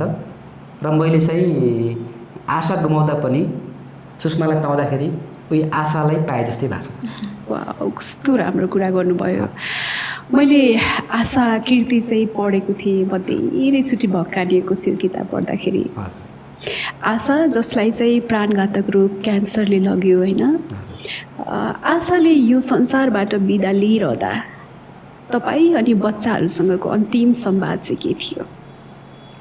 आशालाई चाहिँ सर्जरी गरिसकेपछि झन्डै उनलाई 2 महिनासम्म चाहिँ खाना खान मिलेन।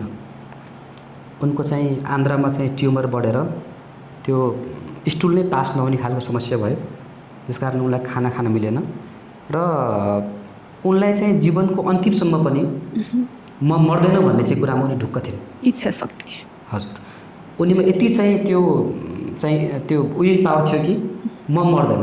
सायद त्यसको कारण के होला भने यो केटाकेटीहरूलाई मैले चाहिँ हुर्काउनु छ हैन, यति अबोध बच्चाहरूलाई हुर्काउनु छ भन्ने चाहिँ सायद उनको त्यो सोचको विकास भयो होला र उनलाई चाहिँ मैले यस्तो हिसाबले कोच गरेको थिएँ कि उनलाई मर्छु भन्ने त्यो विचार नै आउँथेन र अन्तिम अवस्थासम्म त्यो समयमा उनी चाहिँ त्यो बेहोसी अवस्थामा पुग्ने गर्थिन्।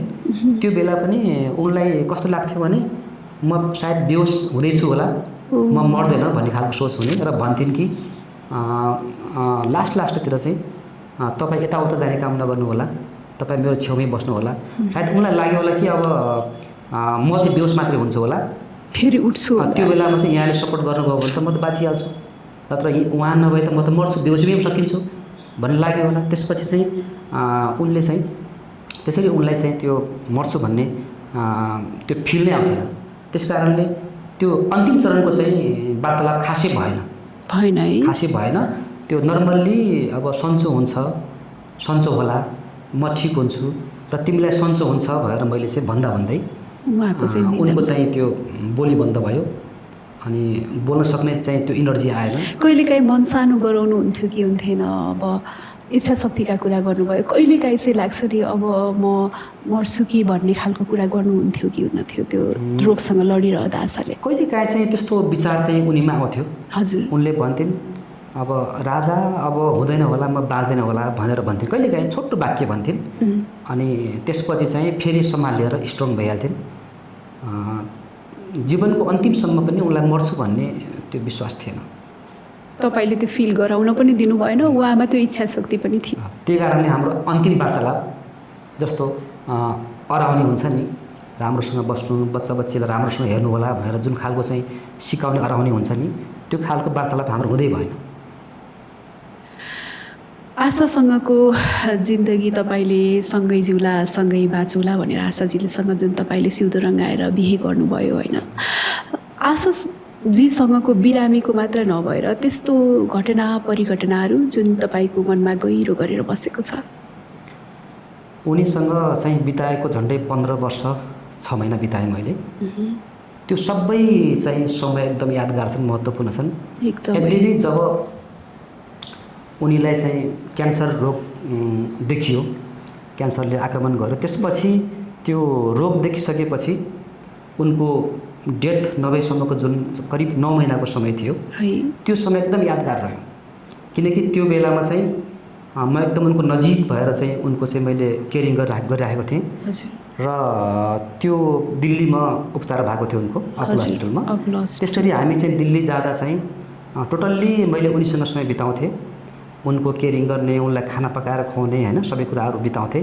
त्यसपछि चाहिँ त्यो एकदमै क्लोजनेस भयो क्या, यानि कि उनलाई चाहिँ म बाँच्छु भन्ने खालको चाहिँ त्यो एउटा स्ट्रङ चाहिँ त्यो उनलाई त्यो खालको सोच धारणा जाग्ने र मैले सपोर्ट गर्ने, त्यो हुँदाखेरि चाहिँ दुःख सुखका कुराहरू हुने होइन, बाँचिन्छ, राम्रो हुन्छ, अब जिन्दगी जीवन बुझियो भन्ने कुराहरू हुने, कहिलेकाहीँ नेगेटिभ पोजिटिभ सबै कुराहरू हुन्थे। त्यो झन्डै त्यो बिरामी अवधिको जुन 9 महिनाको समय छ नि, त्यो एकदमै चाहिँ हाम्रो चाहिँ एकदम क्लोज भयो र त्यो समय एकदम यादगार छ, एकदम गहिरो छाप छोडेको छ त्यो समयले है।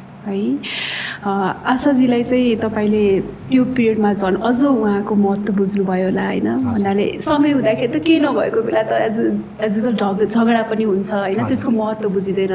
जब आशाजीलाई त्यो रोग लाग्यो त्यसपछि अझ प्रेममा पर्नुभयो होला होइन? एकदम। मलाई चाहिँ कस्तो भयो भने विगतमा मेरो त्यस्तो खासै हुन त मानवीय स्वभाव हो, सामान्य सानोतिनो गल्तीहरू त हुन्छन्, तर पनि मैले अझै धेरै स्नेह गर्नेछु, अझ धेरै माया गर्नेछु र मैले त्यो जीवनमा चाहिँ श्रीमतीको जुन भूमिका, जुन उहाँको चाहिँ भ्यालु हुन्छ, त्यो म झन् गहिरोसँग बुझेँ, झनै गहिरो बुझेँ। त्यसपछि आशा सन्चो भएपछि त संसारको सबैभन्दा धेरै माया मैले उनलाई गर्नेछु। मैले उनलाई चाहिँ यति प्रेम गर्नेछु कि जीवन नै प्रेममै हुनेछ भन्ने खालको ममा त्यो भावना जागेको थियो। मात्रै यिनी चाहिँ बाँचुन्, यिनी बाँचेपछि सब कुरा ठिक हुन्छ भन्ने खालको चाहिँ सोच ममा जागेको थियो। तपाईँले आशालाई बचाउनको लागि त तन मन धन दिएर लाग्नु भएको थियो कि होइन? मैले यो किताब पढेँ, यसमा पनि तपाईँले लेख्नु भएको छ। तपाईँ त्यस्तो महान श्रीमान पनि हो जसले चाहिँ श्रीमतीलाई बचाउने हरदम प्रयास गरिरहनु भयो। हजुर। अन्ततः तपाईँ सफल हुनु भएन। सकिएन। अनि आशाले जाँदा जाँदै तपाईँलाई फुल जस्ता कति राम्रा छोराछोरी चिनोको रूपमा छोडेर जानुभएको छ। हजुर। जब ती बच्चाहरूले आमा गुमाए होइन, आमाको वात्सल्यबाट उनीहरू वञ्चित भए, अनि सुषमालाई आमाको रूपमा पाउँदा ती दुई बच्चाहरूको प्रतिक्रिया कस्तो थियो? जो चाहिँ 11 महिनाको हुँदा नहुँदै होइन आमाको वात्सल्यबाट वञ्चित भएको बाबु, अनि त्यो नानुले जुन सुषमालाई आमाको रूपमा पाउँदा उनीहरूको प्रतिक्रिया कस्तो थियो सुषमा? बच्चाहरूको प्रतिक्रिया चाहिँ म अहिले राम्रै पाएँ। अनि सहजै उनीहरू बच्चाहरूले आमा भनेर मलाई सहजै एक्सेप्ट गर्नुभयो। अहिले पनि मम्मु भनेर पहिलोपटक सम्झिने चाहिँ मलाई नै सम्झिनुहुन्छ, सुत्ने बेलादेखि लिएर उठ्ने बेलासम्म। अनि अफिसदेखि कहिलेकाहीँ ढिलो आएँ भने मम्मु किन ढिलो गर्नुभयो? पहिले चाहिँ बिहे भएको 1-2 दिनसम्म चाहिँ बाबालाई नै बढी जस्तो पछ्याउने गर्नुभयो। त्यसपछि चाहिँ अहिले चाहिँ मैले नै पछ्याउनुहुन्छ। मलाई उहाँहरूबाट चाहिँ एकदम पोजिटिभ पाएँ मैले है। सानो बच्चाहरू, धेरै शुभचिन्तकहरूले पनि भन्नुभएको छ सुषमा ती बच्चाहरूलाई चाहिँ धेरै माया दिनु, आमाको माया दिनु है भनेर शुभकामना दिनुभएको छ होइन? अनि बोन्डिङ कस्तो गइरहेछ बच्चाहरूसँग? एकदमै राम्रो गइरहेको छ।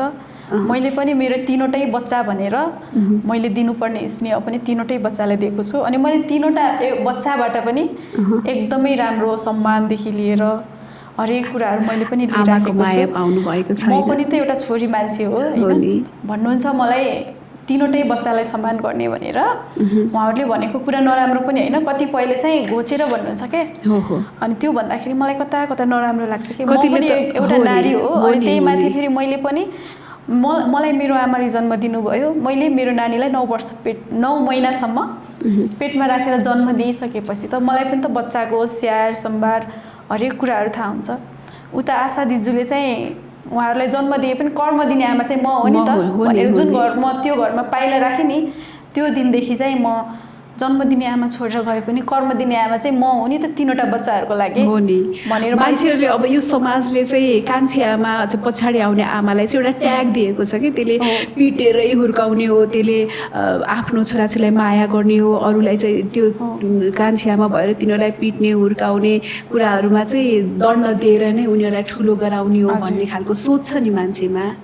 तपाईँको त्यो ममता उनीहरूले बुझेका छैनन्। त्यस्ता उदाहरण त धेरै देखिन्छ नि। कान्छी आमाले पनि पढाएर हुर्काएर त्यो मान्छेलाई कति ठुलो बनाएको, त्यो सन्तानलाई आफ्नो सन्तान सरह प्रेम गरेको होइन? त्यो कुरालाई चाहिँ हाम्रो नैतिकता र मातृत्व स्नेहले पनि दिँदैन के।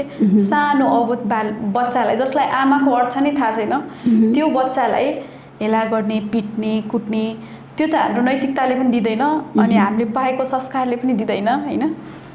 अनि म चाहिँ के फिल गर्छु भने मेरो 3वटै बच्चालाई मैले यस्तो राम्रो कर्म दिन पाऊँ होइन? भोलि उनीहरूको सक्सेसमा पहिलोपटक मलाई नै सम्झ्यो कि उनीहरूले। अनि त्यतिखेर बल्ल मलाई मनदेखि नै म हाँस्ने पनि छु है, अहिले त हाँसिरहेको छु, तर त्यो बेला चाहिँ म भित्री मनदेखि नै खुसी हुनेछु।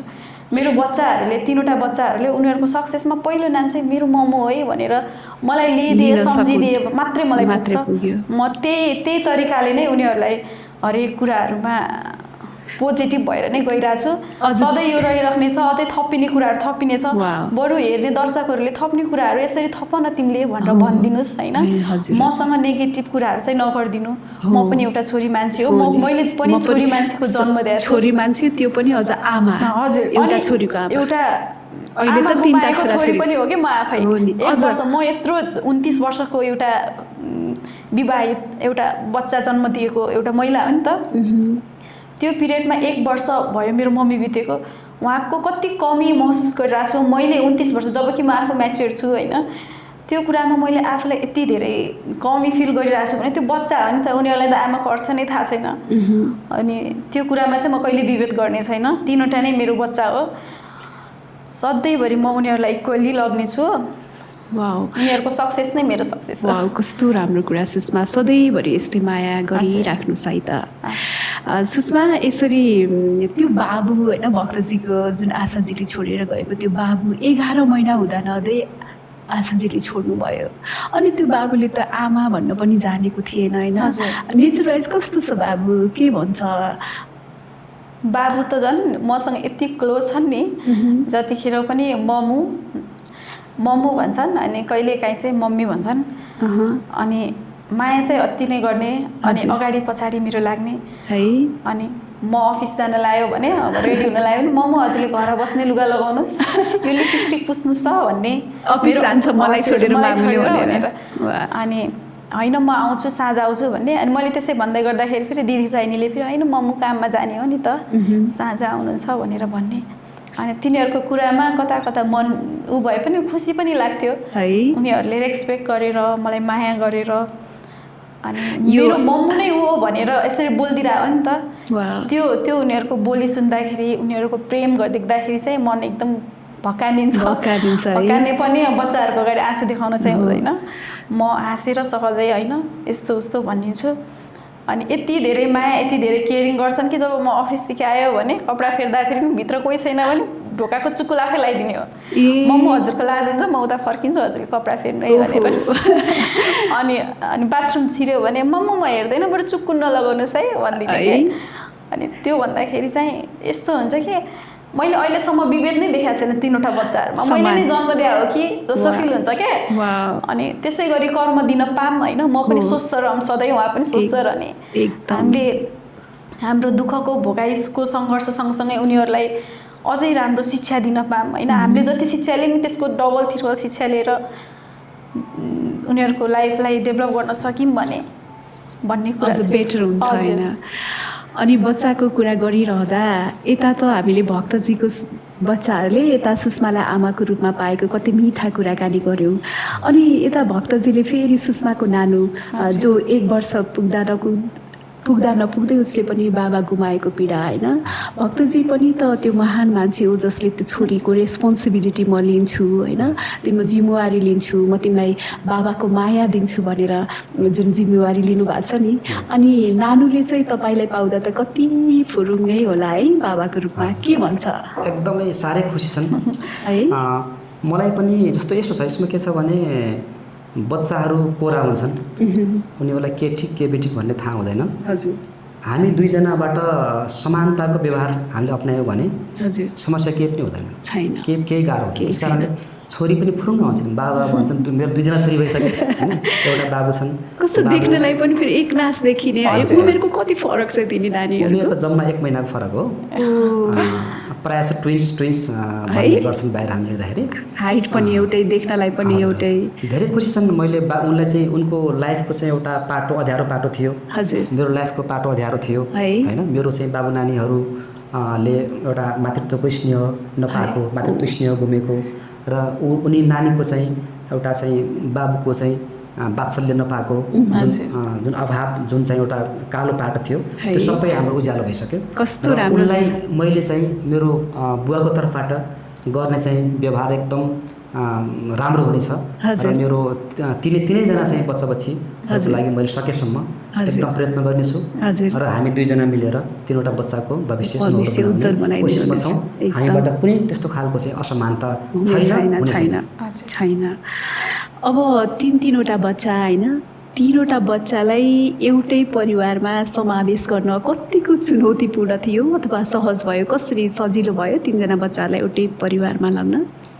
सुरुमा केही दिन त थोरै अलिक गाह्रो भयो, किनकि अब नानीको एउटा चाहिँ छुट्टै फ्यामिलीमा हुर्केको मान्छे, यता बाबु नानी मसँग चाहिँ हुर्केको मान्छे, दुईटा बिचमा थोरै अलिकति सेन्टिमेन्टल ग्याप त हुन्छ नै। तर एकदमै चाँडै त्यो बोन्डिङ भयो क्या। घुलमिल हुन सके केही दिनमै होइन हजुर। 7-8 दिनमै बिहेकै दिनदेखि लगभग अलिअलि चाहिँ थियो। एकदम चाँडै बन्डिङ भयो। यति चाँडो बन्डिङ भयो कि पछि त्यो उनीहरूलाई पनि त्यो त्यो महसुस नै भएन हजुर र हामीलाई पनि त्यो महसुस भएन। हामीलाई के लाग्छ भने अलि धेरै पहिलेदेखिकै सम्बन्ध हो कि अवसर लाग्ने वाउ होइन सबै हामीले जन्माएको सन्तान हो भन्ने लाग्ने होइन।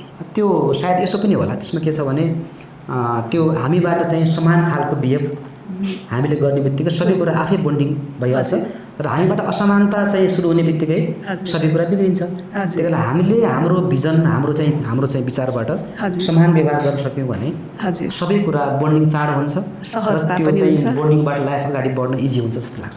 हजुर जस्तै सुषमाले अघि नै भन्नुभयो कि एउटा पीडा भोगिरहेको विगतको कुरा होइन पीडा भोगिरहेको एउटा श्रीमान गुमाएको अथवा त्यो नानीलाई जिम्मेवारी लिइरहँदा फेरि मैले आमा पनि गुमाएँ होइन फेरि यिनी बच्चाहरूलाई अहिले आएर यो नयाँ जीवन जोडिसकेपछि ती बच्चाहरूलाई मैले आमाको वात्सल्य महसुस गराइरहेको छु आमाको माया दिइरहेको छु भन्ने बेला कति मिठो कुरा गर्नुभयो होइन।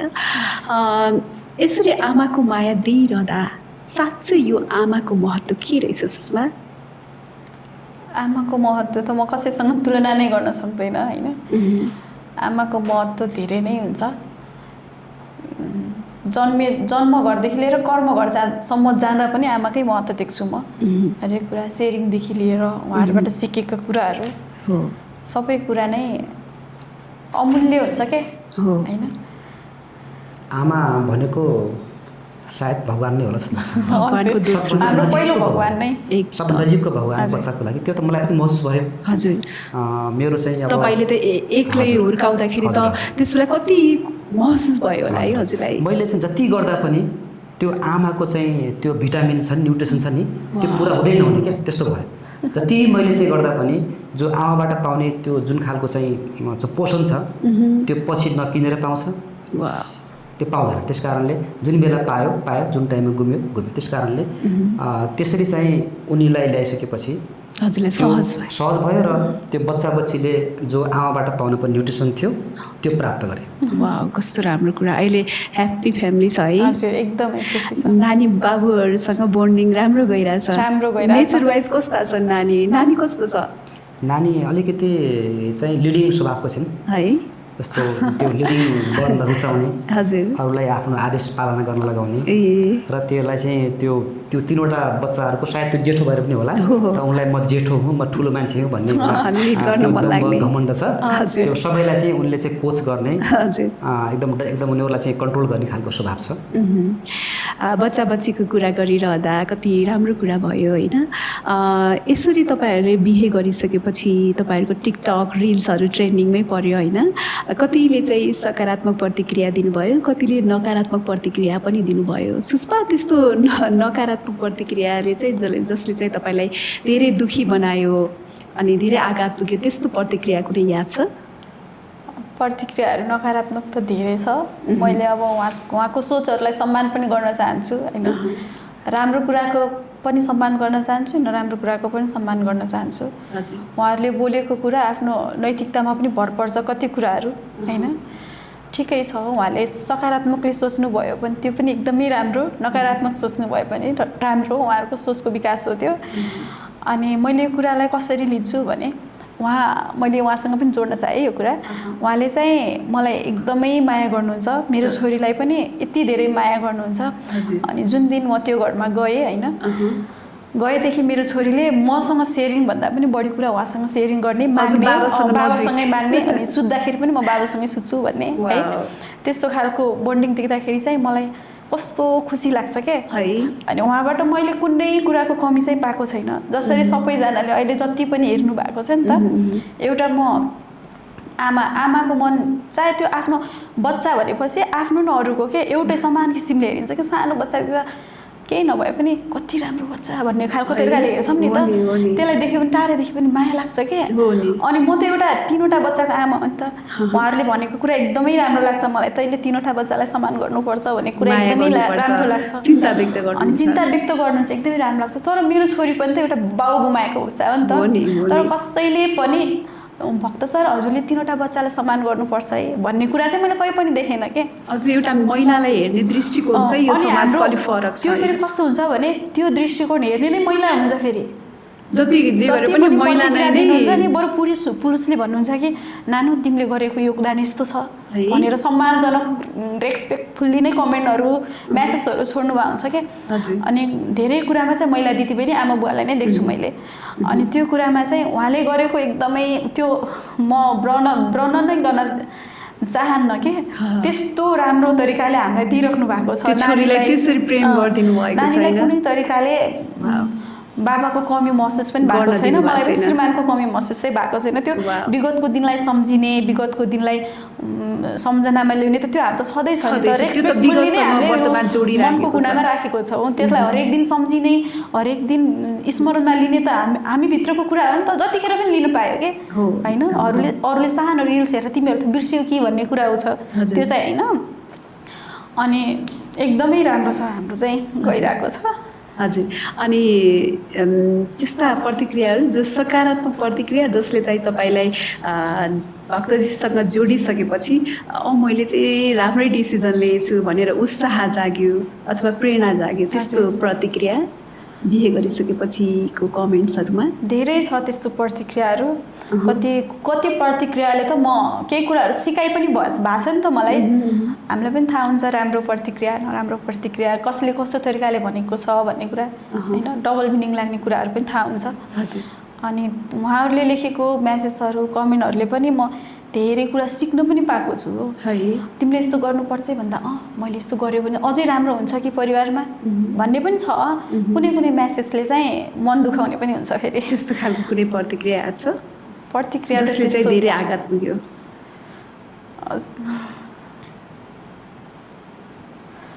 ठिक छ। भक्तजीलाई त्यस्तो खास त्यस्तो आघात पुग्ने खालको कमेन्ट खासै पाएन मैले। हजुर। सकारात्मक र नकारात्मक दुईटै मिश्रित प्रतिक्रिया थियो। 90% चाहिँ राम्रै चाहिँ पोजिटिभ नै छ। पोजिटिभ नेगेटिभ कुराहरू आउँछ त्यो पनि उहाँहरूले चिन्ता जारी गर्नु भएको हो कि यहाँहरूको लाइफ चाहिँ राम्रैसँग बितोस्, त्यो दिशाभन्दा बाहिर नजाओस् भन्नको लागि हाम्रो केटाकेटी र हाम्रो सम्बन्धको बारेमा चिन्ता व्यक्त गर्नु भएको हो। त्यसलाई हामीले नेगेटिभ रूपमा लिन मिल्दैन, पोजिटिभ नै हो। अनि फेरि पनि म रोक्न चाहे अनि कतिले फेरि मलाई धन सम्पत्ति देखेर पो गयो कि भन्ने पनि छ कि। अनि मलाई त्यो धन सम्पत्ति देखेर जाने होइन नि त, हामी त मान्छे देखेर उसको सिचुएसन हेरेर हरेक कुराहरू लिने हो। धन सम्पत्ति त मैले भोलि पनि कमाउन सक्छु, उहाँले पनि कमाउन सक्नुहुन्छ, हामी एकअर्काले जोड्यो भने त्योभन्दा डबल पनि कमाउन सक्छौँ। कति पढे लेखेको छ, जागिर गर्दैछ, उसलाई धन सम्पत्तिको त के भयो? कतिजनाले त तिमी सम्पत्ति देखेर गएको, पैसा देखेर गएको भन्नुहुन्छ के। अनि त्यो सम्पत्ति पैसा भन्ने कुरा त हामी दुईजना मिल्यो भने त्योभन्दा त्रिपल चौपल पनि हुन्छ नि त। अनि त्यो प्रतिक्रियाहरूले चाहिँ मलाई असर त पुग्छ, तर असर त्यति पुग्दैन, त्यहाँको सिकाइ पनि हुन्छ। म पोजिटिभली नै लिन्छु त्यो कुराले। कस्तो राम्रो विचार। तपाईँहरूको जोडी हेरिरहँदा होइन, विगतसँगै जोडिएको तपाईँहरूको जीवन चलिरहेछ वर्तमान। यो विगत र वर्तमानलाई कसरी समायोजन गरिराख्नु भएको छ, कसरी अगाडि बढाइराख्नु भएको छ? त्यो प्रत्येक मान्छेको जीवनमा 3वटा काल हुन्छ, विगत, वर्तमान र भविष्य। जो विगत थियो त्यसलाई हामीले पास गरेर आइसक्यौँ, त्यो हाम्रो कन्ट्रोलमा छैन, त्यो गइसक्यो। र भविष्य पनि हाम्रो हातमा छैन, त्यो हामीले बनाउने कोसिस गर्ने हो। वर्तमान चाहिँ हाम्रो हातमा छ, वर्तमानलाई हामीले उत्कृष्ट बनाउने हो।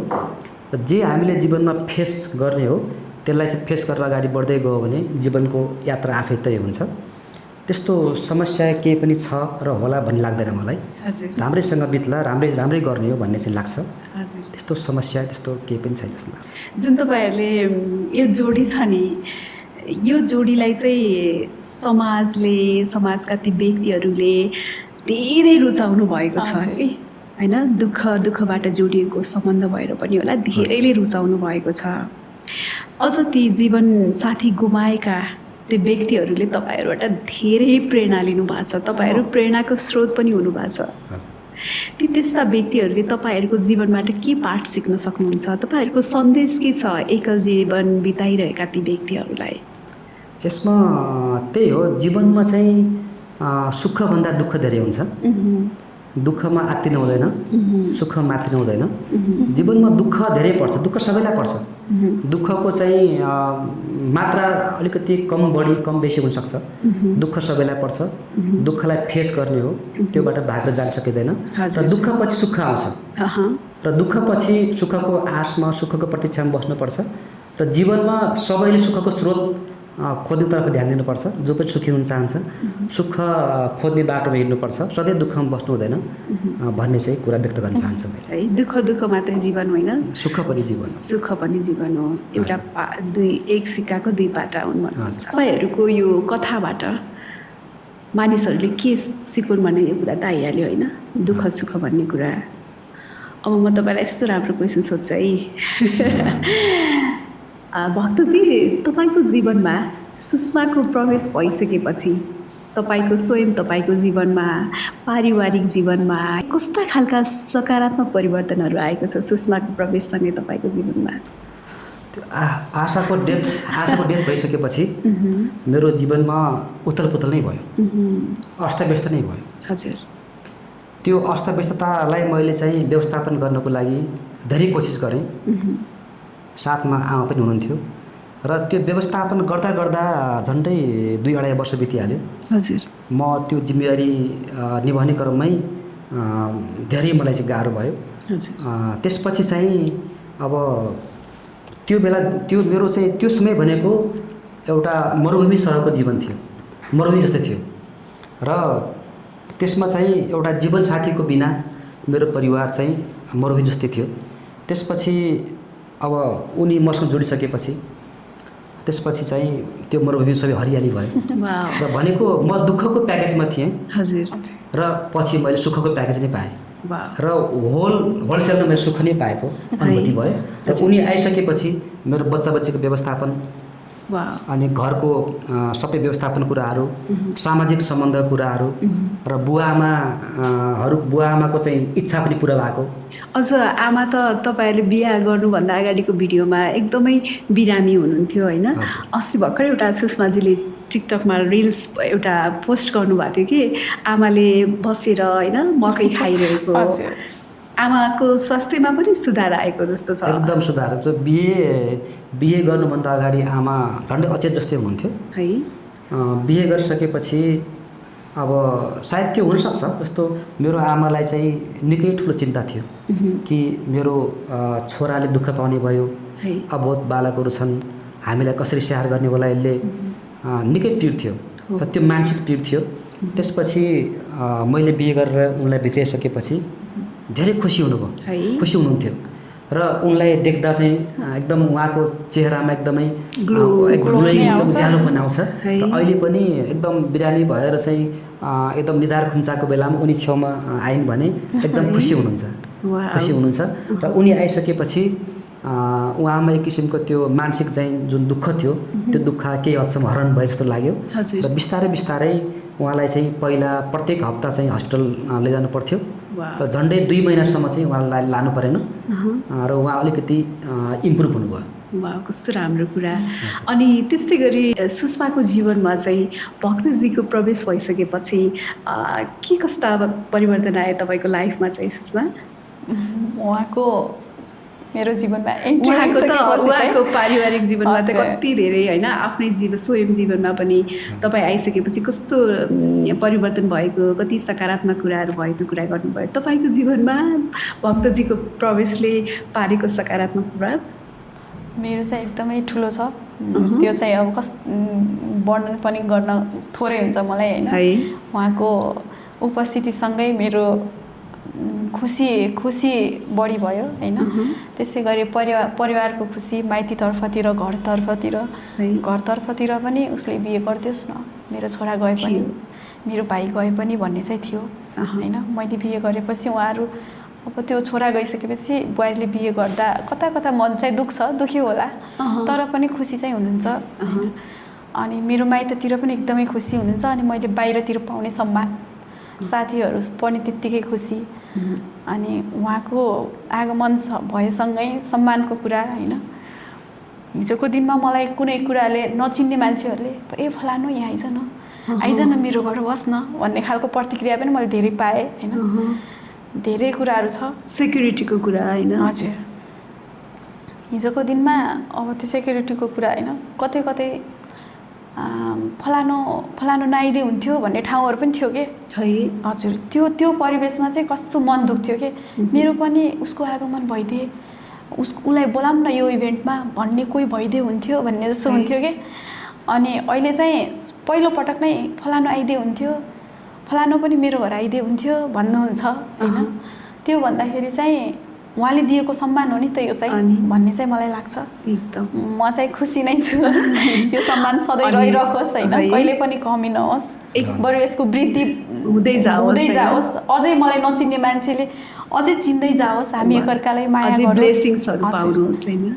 त्यही अपेक्षा छ। अब सुषमा त्यस्तो पात्र हो जो महान नारी हो जसले चाहिँ तपाईँको परिवार तपाईँलाई सम्हालिदिएको छ होइन। अब यो त भयो हाम्रो पारिवारिक कुरामा आएको अथवा आफू व्यक्तिगत जीवनमा एकअर्काको प्रवेश भइसकेका कुराहरू सुन्यौँ, एकदमै खुसी लाग्यो। अलिकति रोमान्टिक कुरा पनि गरौँ है त। हुन्छ। कति राम्रो कपाल होइन। तपाईँलाई चाहिँ भक्तजीको के कुरा चाहिँ एकदमै मनपर्छ कि हुन्छ नि, त्यो के कुराले चाहिँ एकदम वाउ भन्ने लाग्छ? बानी बेहोरा उहाँको चाहिँ अलिकति भक्तजीको प्रशंसा गर्नु पर्यो भने 2-4 अक्षर। म एकदम सरल जेन्युन पर्सन होइन, जे कुरालाई पनि सहजै लिने अनि जस्तो परिस्थितिमा पनि मुस्कुराएर यो कुरा चाहिँ हो है भनिदिने। अनि एकदमै गाह्रो सिचुएसनलाई पनि होइन हामीले यो कुरालाई फेस गर्नुपर्छ नि त, हाम्रो लाइफ हो भनेर हरेक कुराहरू मलाई सिकाउने अनि हरेक कुराहरूमा मलाई मोटिभेट गर्ने। तिमी यसरी जानुपर्छ है, तिमीले केही कुराहरू नथाहा भए मलाई सोध नि त है भन्ने खालको कुराहरू। अनि तिमी यस्तो गर्दा झनै राम्रो हुन्छ नि भन्ने कुराहरू। हजुर, कमेन्टेटर म आफैलाई पनि के है कति कुराहरू म अब देख्ने बेला झक्क देखे पनि सादा सरल सिम्पल पनि देख्नुहुन्छ कतिले। तिमी यसरी हिँड्नुभन्दा अझै यसरी हिँड्दै हुन्थ्यो नि त है भन्ने खालको कुराहरू एकदमै राम्रो छ। हरेक कुराले पोजिटिभ हुनुहुन्छ। उहाँको मुस्कान मनपर्छ जतिखेर पनि हाँस्ने है, जति बेला पनि हँसिलो फेस। हजुर। अनि भक्तजीलाई चाहिँ सुषमाको एकदमै मनपर्ने कुरा? उनी भित्र बाहिर दुवै सुन्दर छन् है होइन। एउटा चाहिँ छ inner beauty is more importance than outer भन्छ, भनेको भित्री र बाहिर दुवै सुन्दरता राम्रो छ उनको।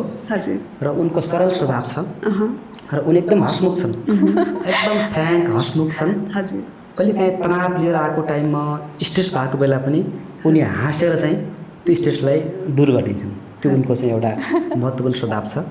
र उनी अर्को एउटा संस्कारी छन्, एकदम संस्कारी छन्। जुन अहिलेको जेनेरेसनमा जुन संस्कार चाहिँ ल्याक भइरहेछ नि, त्यो उनीमा छैन। उनीमा एकदम संस्कारी छन्।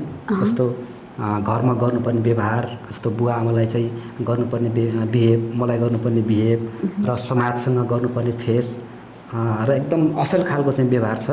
म त्योबाट धेरै खुसी छु र मलाई एकदम प्रेम गर्छन्। बच्चा बच्ची सँगसँगै मलाई पनि एकदम केयर गर्छन्, एकदम चाहिँ ख्याल गर्छन्।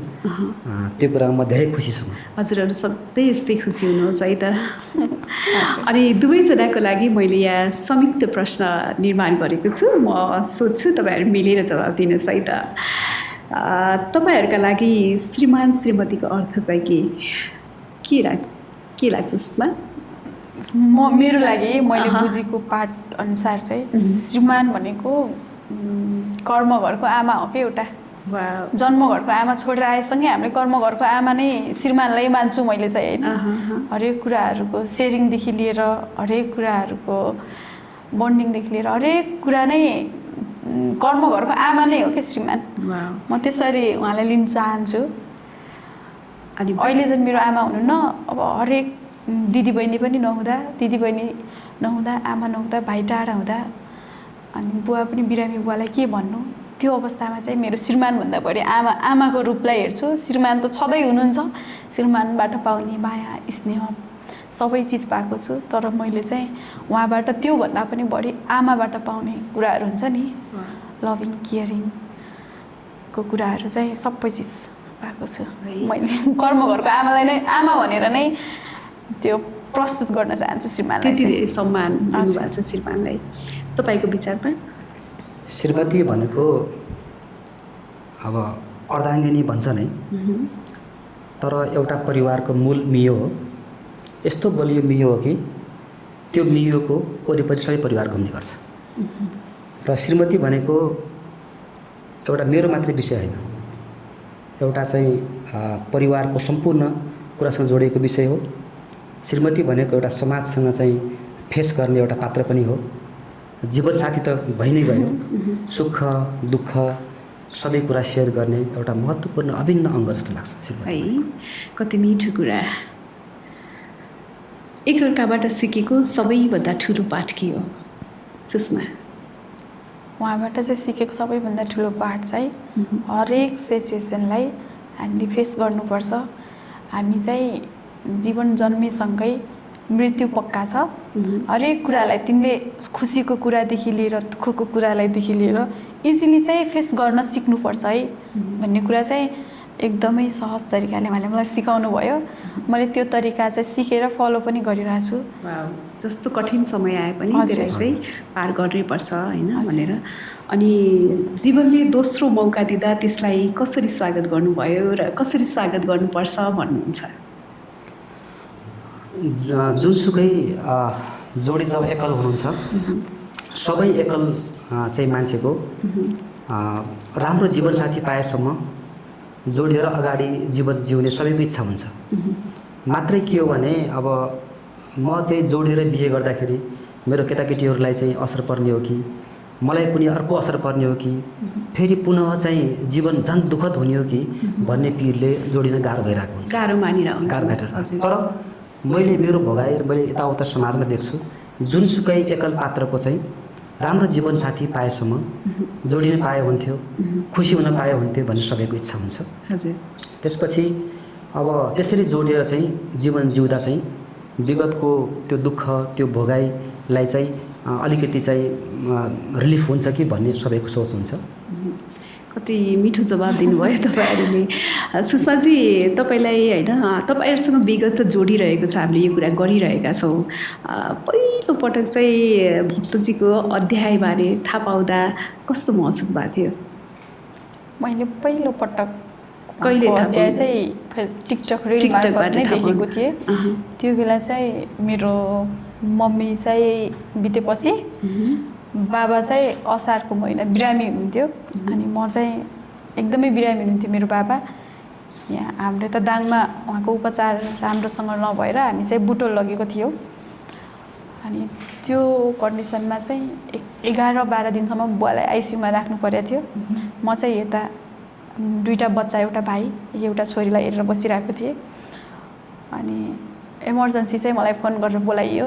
उहाँ जाँदाखेरि आमा बिरामी भएर नै, आमाको मृत्यु पश्चात मेरो बुवा बिरामी हुँदाखेरि 11 दिनमा आइसियुमा हुनुहुन्थ्यो बुटोलमा। अनि त्यतिखेरै उहाँलाई बुवालाई भेट्न गएँ। भेटेर अब उतातिर चाहिँ भेटिसकेपछि रुम बाहिर आएपछि काम केही पनि नहुने, स्ट्रेस भुलाउनको लागि मोबाइल टिकटक हेर्दै जाँदाखेरि उहाँको चाहिँ टिकटकमा मैले बच्चाहरूसँगको भिडियो देखेँ।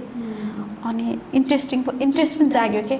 एउटा म एउटा महिला होइन, श्रीमान गुमाएको महिला, अनि उहाँ चाहिँ श्रीमती गुमाएको महिला पनि 2वटा बच्चासँगै सङ्घर्षमय जीवन बिताइराख्नु भएको छ भनेर मलाई इन्ट्रेस्टिङ लाग्यो। त्यो नेगेटिभली नै पोजिटिभली नै इन्ट्रेस्टिङ लाग्यो। अनि मैले उहाँको प्रोफाइलहरू भ्यू गरेँ। भ्यू गर्दै जाँदा उहाँको पुस्तक यो आशा होइन, त्यसरी तपाईँहरूले त्यो बेलादेखि तपाईँलाई चाहिँ उहाँको पुस्तक पढ्न मन लाग्यो, अझ जान्न मन लाग्यो। अनि मैले उहाँको नम्बर पाएँ हुन्थ्यो कतैबाट, म पुस्तक लिएर पढ्थेँ नि। तपाईँले त्यो भक्तजीको त्यो पीडालाई महसुस गर्नुभयो? पुस्तक लिएर पढ्थेँ नि भन्ने खालको चाहिँ भयो। अनि एक दिन उहाँले आफ्नै टिकटक मार्फत पुस्तकको लागि व्हाट्सएप नम्बर छोड्नु भएको थियो। अनि मैले पुस्तक लिएँ। अनि पुस्तक पढ्दै गएँ, रिलहरू हेर्दै गएँ। अनि सङ्घर्षमय जीवन भए पनि जिउन त जिउनु पर्दो रहेछ भन्ने चाहिँ उहाँबाट पनि सिकाइ भयो। म आफै जिउँदा पनि होइन, म आफै जिउँदा पनि दोस्रो सिकाइ भयो कि उहाँबाट। उहाँलाई देखेर म एउटा महिला, उहाँ एउटा पुरुष।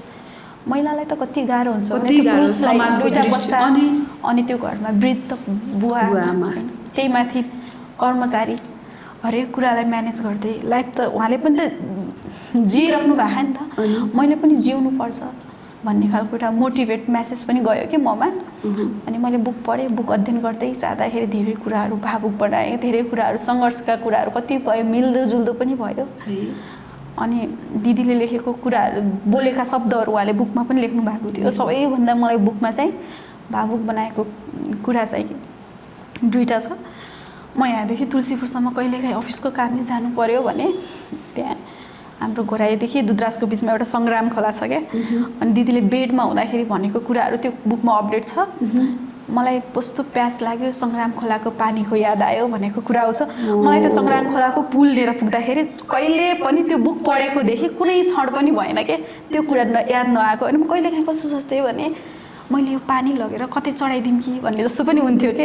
अब त्यो उहाँसँग चाहिँ मेरो फोन सम्पर्क थिएन, मैले यतिकै गर्दा पनि मलाई त्यो सुहाउँदैन भन्ने खालको पनि हुन्थ्यो। अनि दोस्रो कुरा चाहिँ के थियो भने मैले बुक पढ्दै गर्दा अनि म केही भइहाल्यो भने मेरो छोराछोरीले कसैको घरमा मिठो पाक्यो भने त्यो मिठो घर पाकेको सुगन्धले कसैको घरमा गएर हेरिदियो अनि टोलाइदियो भने मलाई कस्तो होला है, मेरो बच्चा बच्चीलाई के होला भन्ने बुक पढेर मैले पाएँ, उहाँबाट पाएको होइन कि बुक पढेर। अनि मलाई चाहिँ घरमा त्यो बुक पढिसके पश्चात के घरमा केही चिज मिठो पाक्यो भने मेरो बच्चा सँगसँगै उनीहरू दुईवटा बच्चाको याद चाहिँ आउँथ्यो। किनकि मैले अध्ययन गरेँ हो नि त। मेरो एउटा आमा नभएको भाइ अनि बाउ नभएको छोरीलाई त मैले पनि त हुर्काइरहेको छु नि त।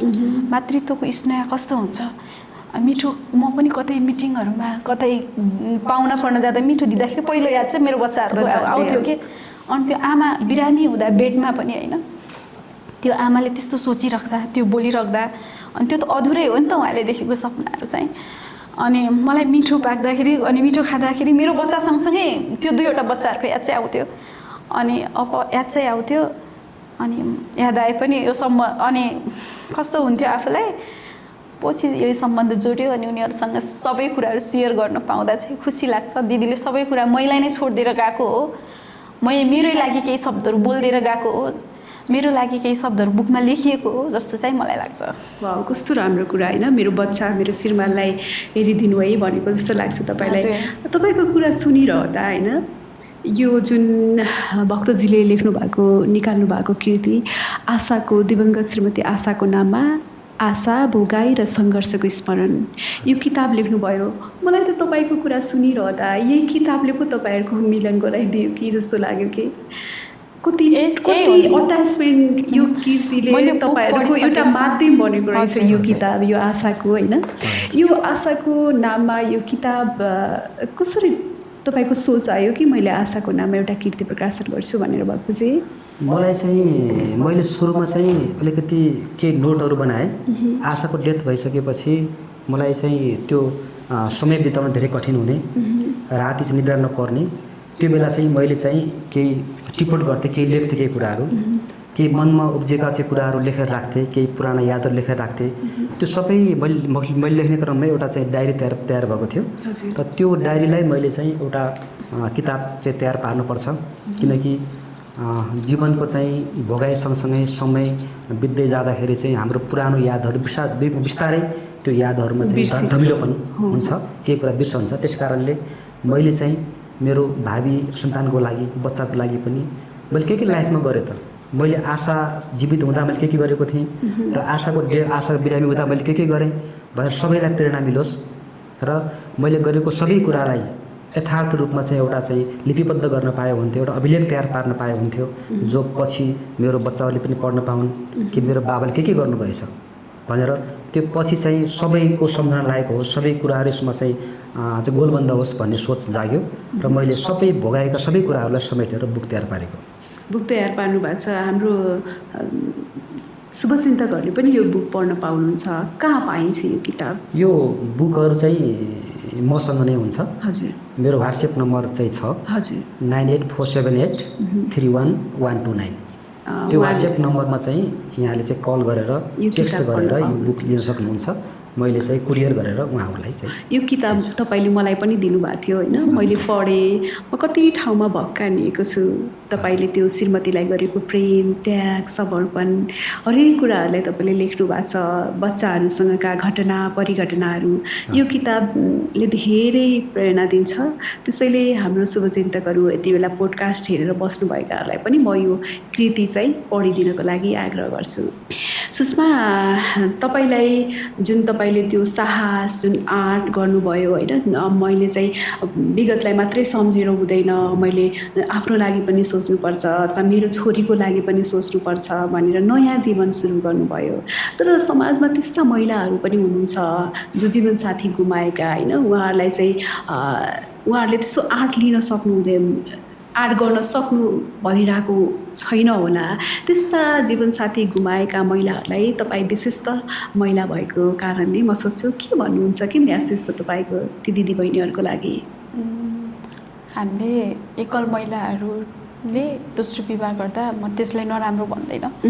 विगतको यादहरू सँगै समेटेर वर्तमान र भविष्यमा जिउँदा झनै राम्रो बोन्डिङ हुन्छ परिवारसँग, अनि झनै राम्रो सिकाइको कुरा, मायाको कुरा, स्नेहको कुरा पनि हुन्छ। हामीले विगतलाई भुल्नु हुँदैन। अनि हाम्रो धैर्यता, सबैभन्दा ठुलो कुरा धैर्यता होइन। लाइफमा गाह्रो परिस्थिति पनि आउँछ, त्यसलाई सहजै अप्ठ्यारो भए पनि भोलिको दिनमा यही अप्ठ्यारोलाई हामीले चिर्दै जाने हो भनेर सहजताको पर्खाइमा पनि बस्नुपर्छ। धैर्यता नै ठुलो कुरा हो।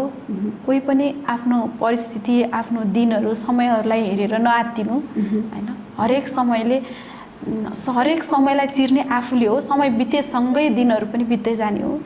समय बितेसँगै आफ्नो मनलाई पनि चिर्दै जाने हो।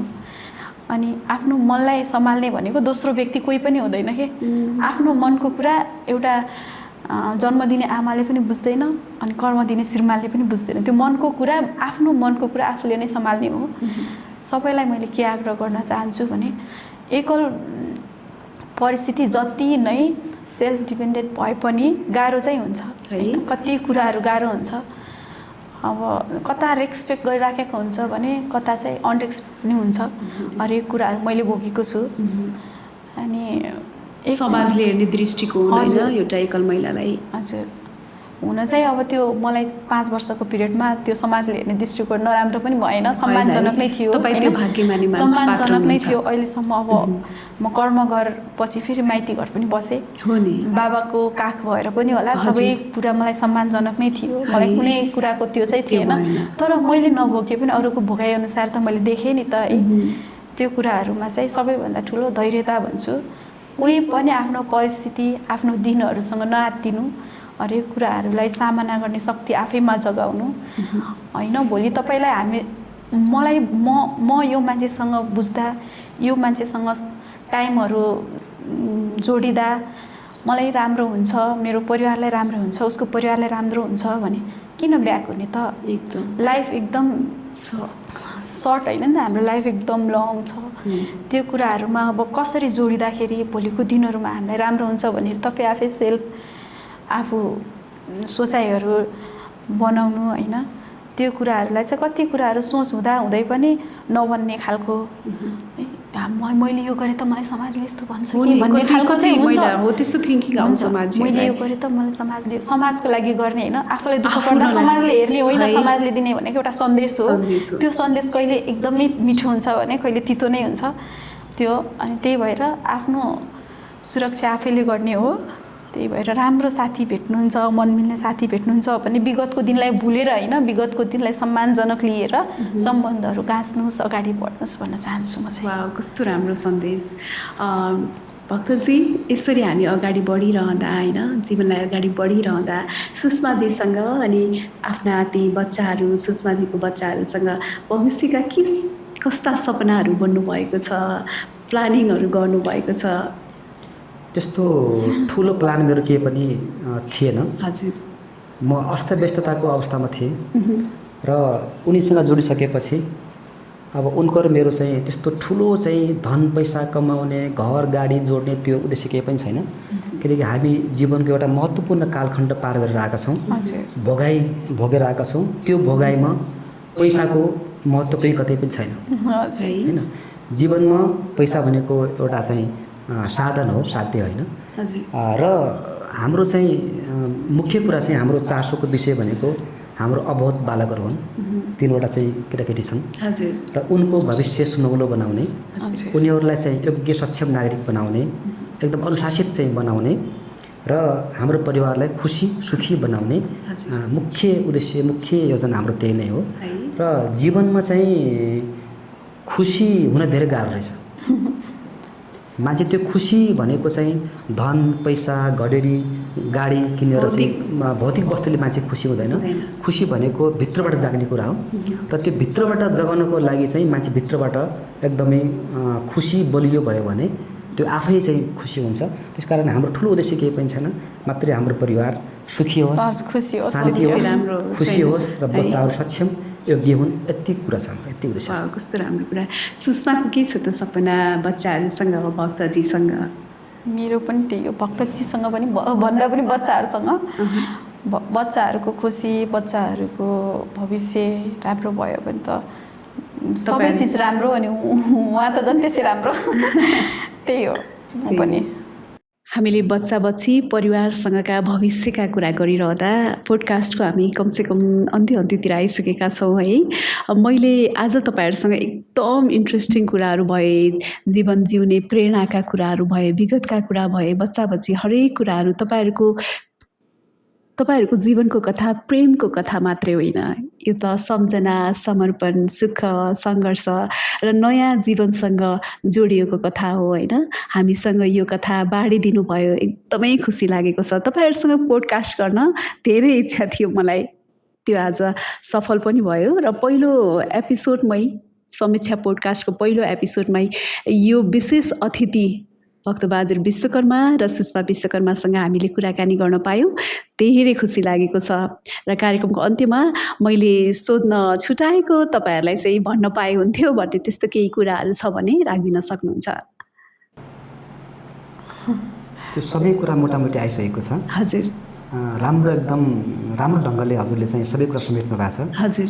र हजुरलाई पनि धन्यवाद छ। हजुर। किनकि हजुरले एउटा चाहिँ हामीलाई चाहिँ एउटा हाम्रो मनमा जागेका कुराहरू, हाम्रो विचारहरू, हाम्रो जीवनको भित्री पाटोलाई चासो दिएर सबै सामु राख्ने एउटा प्लेटफर्म दिनुभएको छ। हजुर। हजुरको धन्यवाद छ। हजुर। समग्रमा सबै कुरा आइसकेको छ। हजुर। र यो बाहेक पनि धेरै कुराहरू मेरो आशा पुस्तकमा छ। हजुर। र यो पुस्तकबाट सबै कुरा अवगत गर्न सक्नुहुनेछ। हजुरलाई पनि धेरै धेरै धन्यवाद छ। Thank you so much. Sushma केही भन्नु छ? मैले पनि भन्ने पर्ने कुरा चाहिँ त्यही हो, सबै कुराहरू आइसकेको छ। अब यो बुक पढ्नै पर्छ चाहिँ हामीले भन्दैनौँ, तर जतिले पढ्नुहुन्छ धेरै कुराहरू सिक्नुहुन्छ। अध्ययन गर्न चाहनेले चाहिँ सम्पर्क गर्नु होला, त्यति नै हो। हस् त, धन्यवाद।